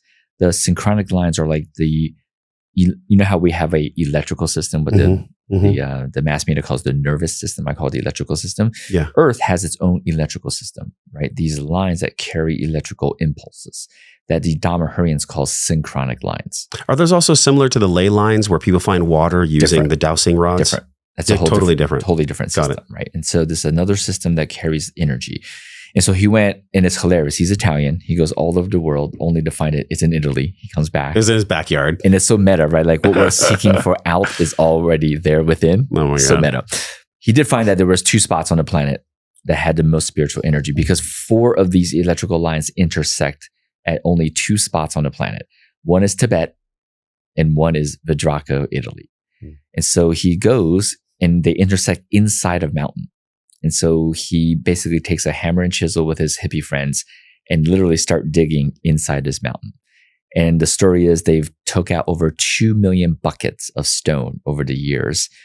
And there are these 8 incredible temples. They call the temples of humankind. So if you go on their website, you'll see that they're beautiful. They're more beautiful than any museum. The art on the walls of these temples tell a story, and every temple has a different theme. There's one temple, it literally gives you the history of humankind and how we interact with all the divine gods. And there's every god of every religion, every culture inside this one temple. And you can see that they are harmoniously coexisting. It's beautiful. They have this one temple, their first temple, it's the size of about this room. If you stand in the center and you speak or make any sound, the geometry of this temple makes it so that your own voice vibrates off the walls and comes back at you from 360 degrees all around you at the same time. It's a felt experience unlike any other experience I've ever made. It's like your own voice vibrating back at you from all around you. It's incredible. Wow. Yeah. And they have another one. It's a huge pyramid that's oriented in a specific geometry. Again, when you make sound, it vibrates at a very unique frequency inside. And so what I'm saying is that if you visit it as a tourist, they look like beautiful temples. But every temple serves a tremendous spiritual, energetic effect that they don't publicly share unless you study there. Yes. Right. And so the entire mountain, I call it a spiritual mainframe computer. It literally is housing deep esoteric wisdom and knowledge. And they have these devices called selficas that are communicating through sort of Wi-Fi, spiritual Wi-Fi, if you will, that's connected to the mountain. And there's this network of these routers all over the planet that are sending and receiving and communicating deep spiritual wisdom all over the world. Wow. And how is that spiritual wisdom absorbed and used? So I have a sphere self. You use a password to turn it on. And when you turn it on, this device is communicating back to the temples with all the wisdom. And when you have a sphere self made, it can be programmed with any specific frequencies or intentions that you want. And when you turn it on, it is broadcasting that intention into the space. So whenever I do one of my activations, I always turn mine on and it's broadcasting these intentions. These intentions are like to basically support the natural evolution of humans, to attract resources they need for their own soul purpose, so on and so forth. Right. And so this beautiful, I almost call it's like a genie that you get to program with unlimited wishes. And when you turn it on, it makes these wishes. Literally, that's what's possible. And that's just one of a tiny aspect of the technologies that they hold. They literally have a crystal spiral that's 110 feet in diameter. They've been letting shamans and indigenous wisdom keepers walk this spiral, and they can touch one of the chosen crystals. And when they touch it, the crystal will store their entire lineage's wisdom in that crystal. So they have a crystal library, right, of indigenous wisdom, just in case we reset again as humanity, that this ancient wisdom isn't lost, that the next iteration of humanity gets to sort of tap into this library of knowledge. What do you mean if we reset? Well, so if any listener is gone to YouTube, if you can type in the Kogi prophecy, it's probably where I would start. The Kogi are the indigenous people in Colombia. And they said, to us when I was on a pilgrimage with them in December of 2023, that we have a short window of time to really get humanity's approach to life and our relationship to Mother Earth in order to shift from extraction to one of sacred reciprocity. And they said, if we don't do this, that Mother Earth will take it upon herself to restore herself.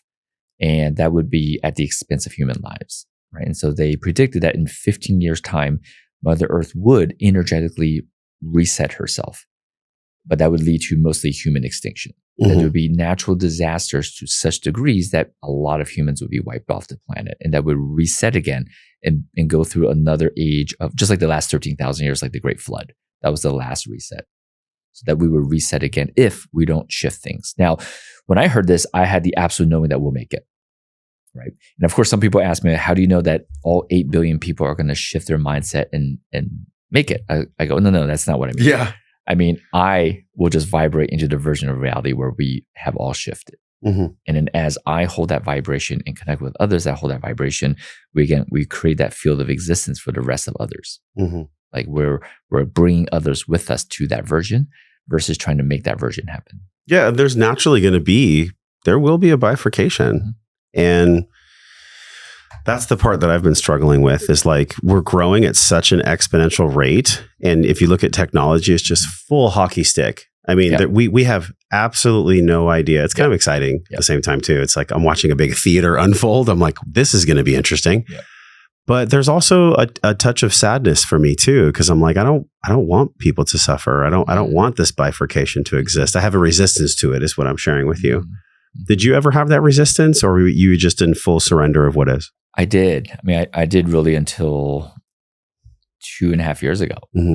It was 2.5 years ago, after a year of devotion to the Ho'oponopono, where one day it was the ninth time watching the movie The Shack, where I cried for all 2 hours because I was overwhelmed with the knowing and feeling that God has orchestrated and loved every moment of my life, in everyone's life.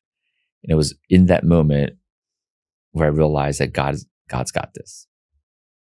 And that, yes, there are suffering, but God's got it.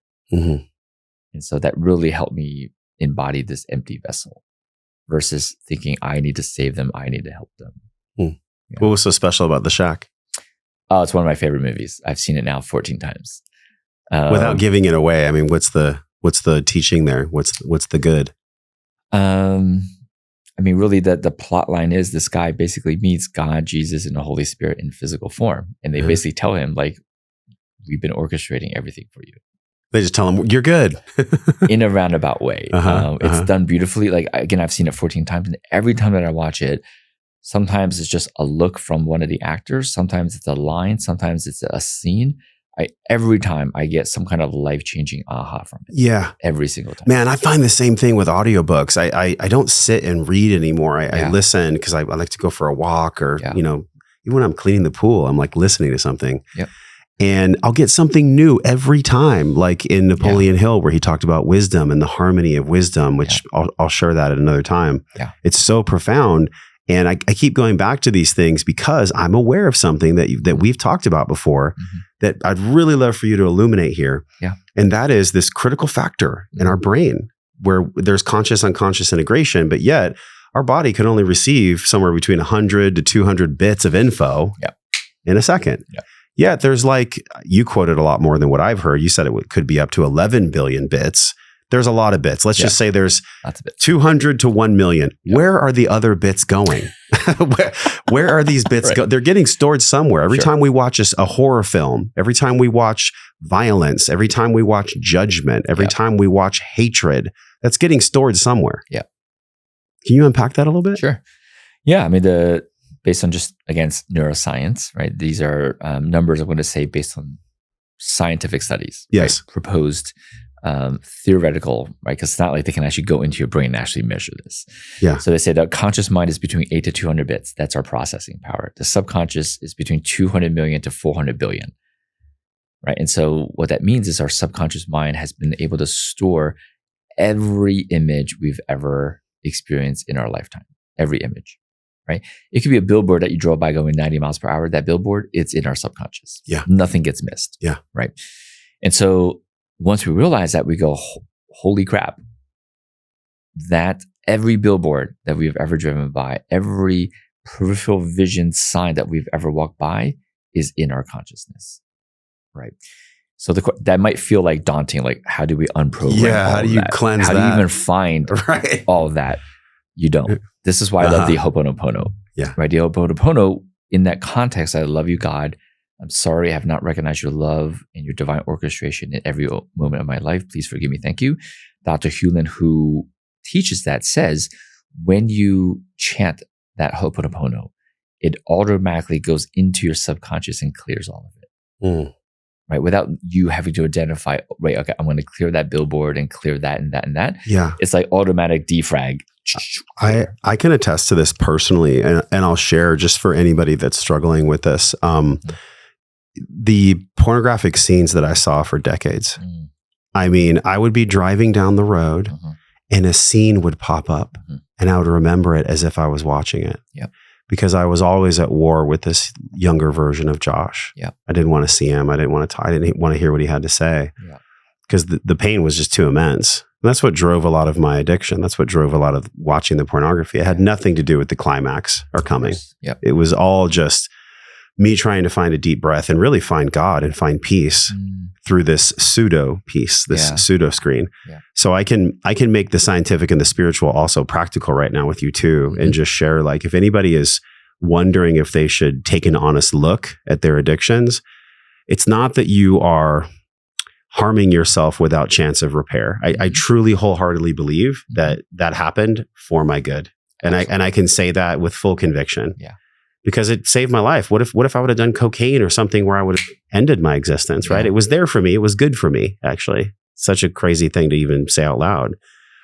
But all those scenes, those thousands and thousands and thousands of scenes got stored in my unconscious. And then guess where I brought that?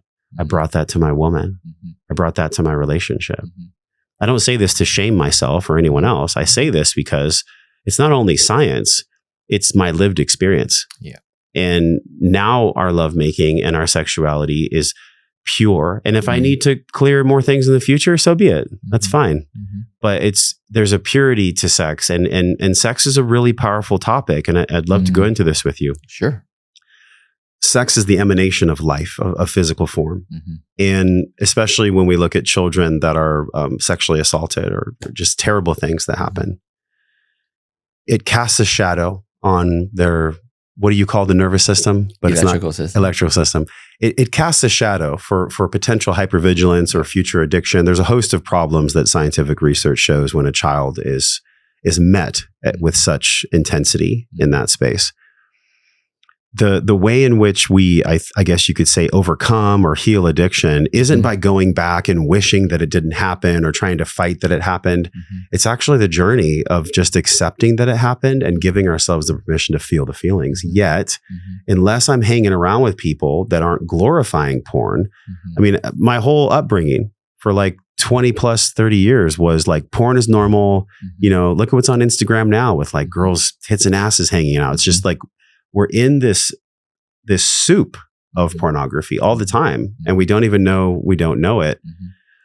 How can one first be aware of that? I mean, obviously this podcast is a good start, right? My own life journey, my own sharing, y'all. I actually don't want people to suffer. That's why I'm sharing it. I'd rather they not. They don't need to suffer in the way that I did. What's something that we get to be aware of when it comes to the way sexuality is portrayed in modern day versus the wholeness and the sacredness of sexuality that you know now? Such a good question. It's such a relevant topic in so many ways. So many ways. Yeah. Like way beyond sex and appropriate, inappropriate. Right. It's like the essence of spirituality and what's needed going forward. So, okay. Just want to give that context. First, I'll share that as I reflect back, I've done these activations for 11 years. And I've, in the beginning, average one every other month. Recently, it's like one a month. Last month, I did 3. They're somehow ramping up. 90% of the women that come have had some type of unconsented, unfavorable sexual experience in their lives. It's fascinating how high that number is. But what I've also seen is that these women with these vigilant electrical systems, because I have 11 years of data, at some point, once they especially when they embody these hermetics, they magically attracted a man who was able to be such a strong masculine container that allowed their system to restore. And so it's a fascinating thing to witness that the story that I make is they needed that experience so that the masculine that they were calling in the male could have such a vigilant system for them to fully step into their full masculine to allow that system to soften. I've seen this over and over again, so it's really interesting. So just want to offer sort of that, Sure. Which really goes back to like everything is divinely orchestrated, basically, right? Having said that, in my own experience, almost every partner I've had has had that experience. And everyone has been a journey for me to realize that there was a boy in me that wanted love. And as long as that boy in me that wanted love wasn't fully loved by me, that I could not hold a strong enough masculine container that it allows my female partner to be 100% safe. So it's been my journey of realizing this aha, and this is really only recently, in like the last year and a half. And so I share all that to share with everyone that this dynamic of this feminine in pornography and sex, we are witnessing a tremendous shift. Even though all this is happening, what I'm seeing is this incredible sacredness of union between the masculine and feminine that is happening, right? And so, yes, there's this, we'll call it tainted, dirtier side of this, the sex side, but equally, what I'm experiencing is, the words I say to my partners are, this isn't sex. This is literally my physical way of showing how much I love you. And I'm sensing a lot of people that are in that side of it, just as much as there are in the other side of it, which is like just sex and orgasm and pleasure. And so I just want to offer that there's always two sides to all realities. And so my recommendation was to focus on the other side, even though we acknowledge that this side is happening. Sure. That there's this incredible coming together, sacredness, divine union, love, purity thing that's happening. Yeah. Like more so now than ever before. When I was young, especially when I was getting out of personal training and I was like in the throes of it, I always had this fear where if I went to the darkness too much, that I might get lost and I would never come back. And I think there's actually a yes and there because you just touched on it. Shining light on darkness is really healthy, really good. But spending one's light being a warrior of light and shining light in the darkness and focusing on the darkness just creates more darkness. So it's not that we want to be spiritually bypassing and pretend that evil is not there and pretend that pornography doesn't exist. But yeah, what we focus on grows, what we feed grows. And so it's this, I wonder how you feel about this. I get the sense as I'm about to be 45 this month. Okay. I get the sense as I grow older and my desire is to grow wiser at the same time. It seems to me like really being wise is to not fall into the vortex or the timeline of being so angry at what I perceive as bad or what I perceive as evil, even though it very well might be, just to recognize that that is the very thing that pushes us towards love and light at the same time. But it's not a shirt that says good vibes only, because then we would never know the dark. What do you make of that?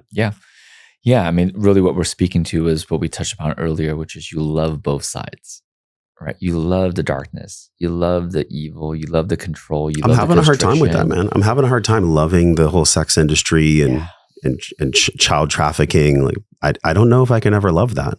I don't know. It would be a journey that we get to continue to explore. That's another podcast. Right. Okay. And so, there's, I'm sure you read this, right? In the spiritual teachings, like when we can fully love our enemy, then we would truly know what love is. Right. And so this is sort of that context, right? And again, it really is an interesting practice of like, there's no such thing as right, wrong, good, bad, positive, negative. Right. And so, and I always tell people about Neil Donald Walsh's book, like Conversations with God, right? He asked God about murder. We would think murder is kind of like a bad thing. But God said there was a time in human history where if one person wanted to take another person's life, wanted to murder them, that the other person would gladly give their life. Because they'd be like, oh, I'll just come back as a blank in my next life. right? And so it's such a great story about there was a time in human history with basically murder was welcomed. It's fascinating. Yeah. Like I come at you with a knife, and be like, I'm going to kill you. And you at a certain time in human history be like, that's amazing. You can take it. I'll just be reincarnated and I'll come back and I'll be a blank. I would just choose to be a blank in my next life. And there'll be no fight. It's fascinating to think about. It's fascinating. Also, I'm here in this reality, and it's challenging for me to go to that reality. But I understand that could exist. Yeah, because at the core of it, and many terms that I'm doing my best to understand from you, and just these ways of being, they're so advanced. They're so advanced for the major populace, and especially where I came from. Yeah. You know, I came from a environment that these conversations were not happening. Okay. This was not, I came from La Mesa, California, football player. Like this was not an average conversation, but for whatever reason, my soul is just pushing me in this direction, and I fucking love it because I just know there's more good. There's more love. There's more to explore. There's more to know, not just for the sake of me being a master or me having to know it, but just that it's so fun to do. What guides you in the pursuits of everything that you're up to? And is it just curiosity, or what's your main, I almost said goal. What's your main joy? What's the magnet that pulls you? Yeah. So a month ago, I would have said this. I have a different answer now. A month ago, I would have said, in every area of my life, except for personal partnership, female partnership, in every area of my life, literally every day is just miracles upon miracles, like for sure. And now I would say even that part, because what I realized was that I've become fully non-attached to every sector of my life except in partnership. I still had attachments. And once I realized this, I let go of the attachments, and now even that part is beyond miraculous. And so I guess what drives me is this continued exploration of like, what more can I be non-attached to? And what more of myself is coming up for me to love even more? And what more miracles can I experience every day? That's really the driver. That was really beautiful. What else gets to be said? What's something that you've been feeling lately as we say goodbye? Well, until we say see you next time. Yeah. What's been floating around in your heart and your consciousness that you really feel the world and human beings get to see, get to know right now? Yeah.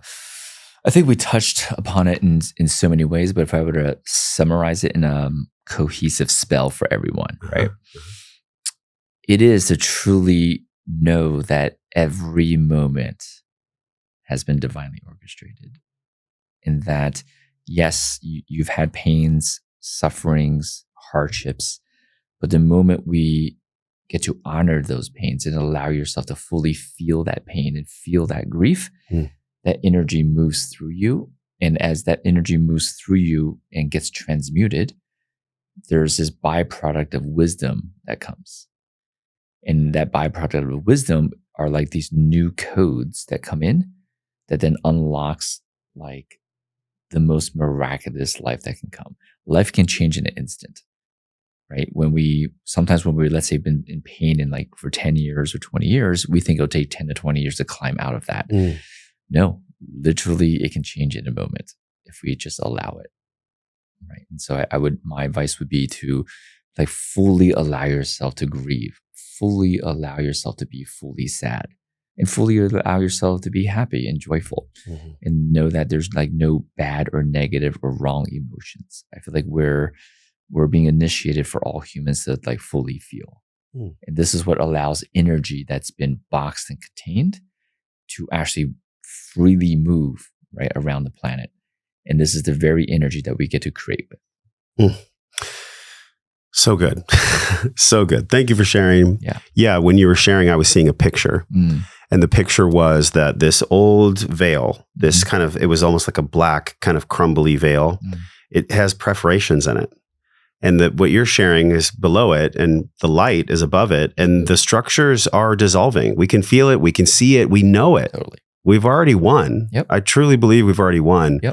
And so how can we remember and also be a human at the same time with all of our, fallible nature and all the human experience stuff that we go through? Yeah. I am definitely not nirvana. I am not illuminated at that level yet, but what a fun journey to explore it. Yeah. How to do it, how to be it. Yeah. Mostly just how to be it. We came to feel all the feels.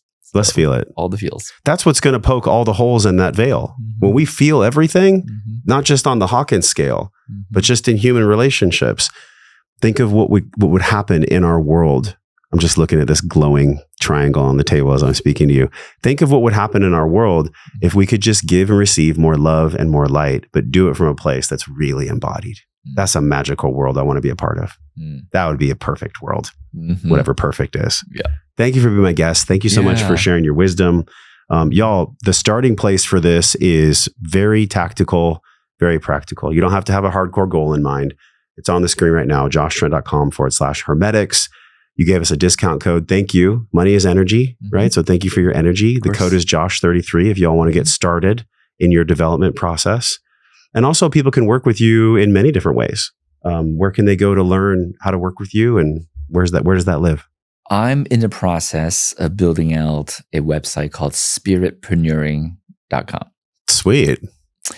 That has a nice ring to it. Yeah. So instead of spiritpreneur, which is an identity, it's a verb, right? Because my intention is to have humans let go of all of their labels, but they're actioning spiritpreneuring, right? Which is an entrepreneur that's creating, but everything is created from the basis and the foundation and wisdom of spirit. And so I believe that is the future. I was shown that conscious capitalism no longer works. It's still an extractive game where we take some of the benefits of the extraction and we try to do greater good. Whereas spiritpreneuring is we're literally in sacred reciprocity and we're creating and co-creating with our higher self / God in every moment of our lives. And so at some point that website will be launched, and I would love to have other humans play with me in that arena. Yeah. Yeah. You have a very playful spirit. Yeah. Do you feel like that's something that is a gift you give to others as well? Whenever I learn from a teacher, I'm always like, do I want their life? Are they happy? Are they enjoying what they're doing besides just being the professional that they are? Yeah. And you've got it. I was really serious. I mean, you can imagine after seeing your parents try to kill each other, I became very serious. Yeah. But I remember prior to that, for sure, I was just like silly, playful. Yeah. And so I had to contract and be all serious and work 80 hours a week for me now to be completely in play. And I don't have a single thought ever of like, what if I work hard? Because I did that for like 2 decades. Yeah. And so it just allows me to be in full play and trust and have like the best time ever. And I tell people like one time we in our Bringing Atlantis Back mission, we were in Egypt, and one of the attendees caught me I was walking by a mirror. I just decided like to do the Running Man as I was walking by the mirror, right? And just playing. And they were like cracking up. And it was just an example of like, we get to play anytime that we want. Yeah. It's not like we need a scheduled play to go into some place to play. Like we could be silly and play anytime that we want. Yeah. And so that's my offer to humans. It's such a cool pattern interrupt too. Yeah. Because imagine like doing that at a board meeting or something. People would be like, what? Like the starch would crack in their collar. So wait, one time I spoke on stage with like JJ Virgin and Seth Godin, like, very, very well-known people. Yeah. Yeah. Everyone was in like suits and professional. I went on stage in a unicorn onesie. I mean, I asked permission from the event producer. I was like, is this okay? They're like, yes. I was like, sweet. Yes. And I wore a unicorn onesie for the rest of the experience, just to show people like, life is meant to be fun. I'm with you. Yeah. Thank you. Thank you for the playfulness. Yeah. Y'all, please share this podcast. It's worthy of sharing, and know that you're not alone. Yeah. We are literally all here to support one another. And whatever you think, it's probably the opposite. And whatever you're thinking is the reason you're stuck, it's probably nothing to do with that. And it's a journey that you don't have to be in a hurry either. You don't have to be in a hurry to heal. You don't have to fix yourself tomorrow morning. Like, I get that pain is real. I feel it all the time. And we're not going to get out of this game without feeling it. That's part of the game. Mm-hmm. So until we see you again on another podcast in the future, on another timeline, we are both wishing you love and wellness, but most importantly, peace and power. I don't believe that you can have true power unless it comes from peace. We'll talk to you soon. Bye.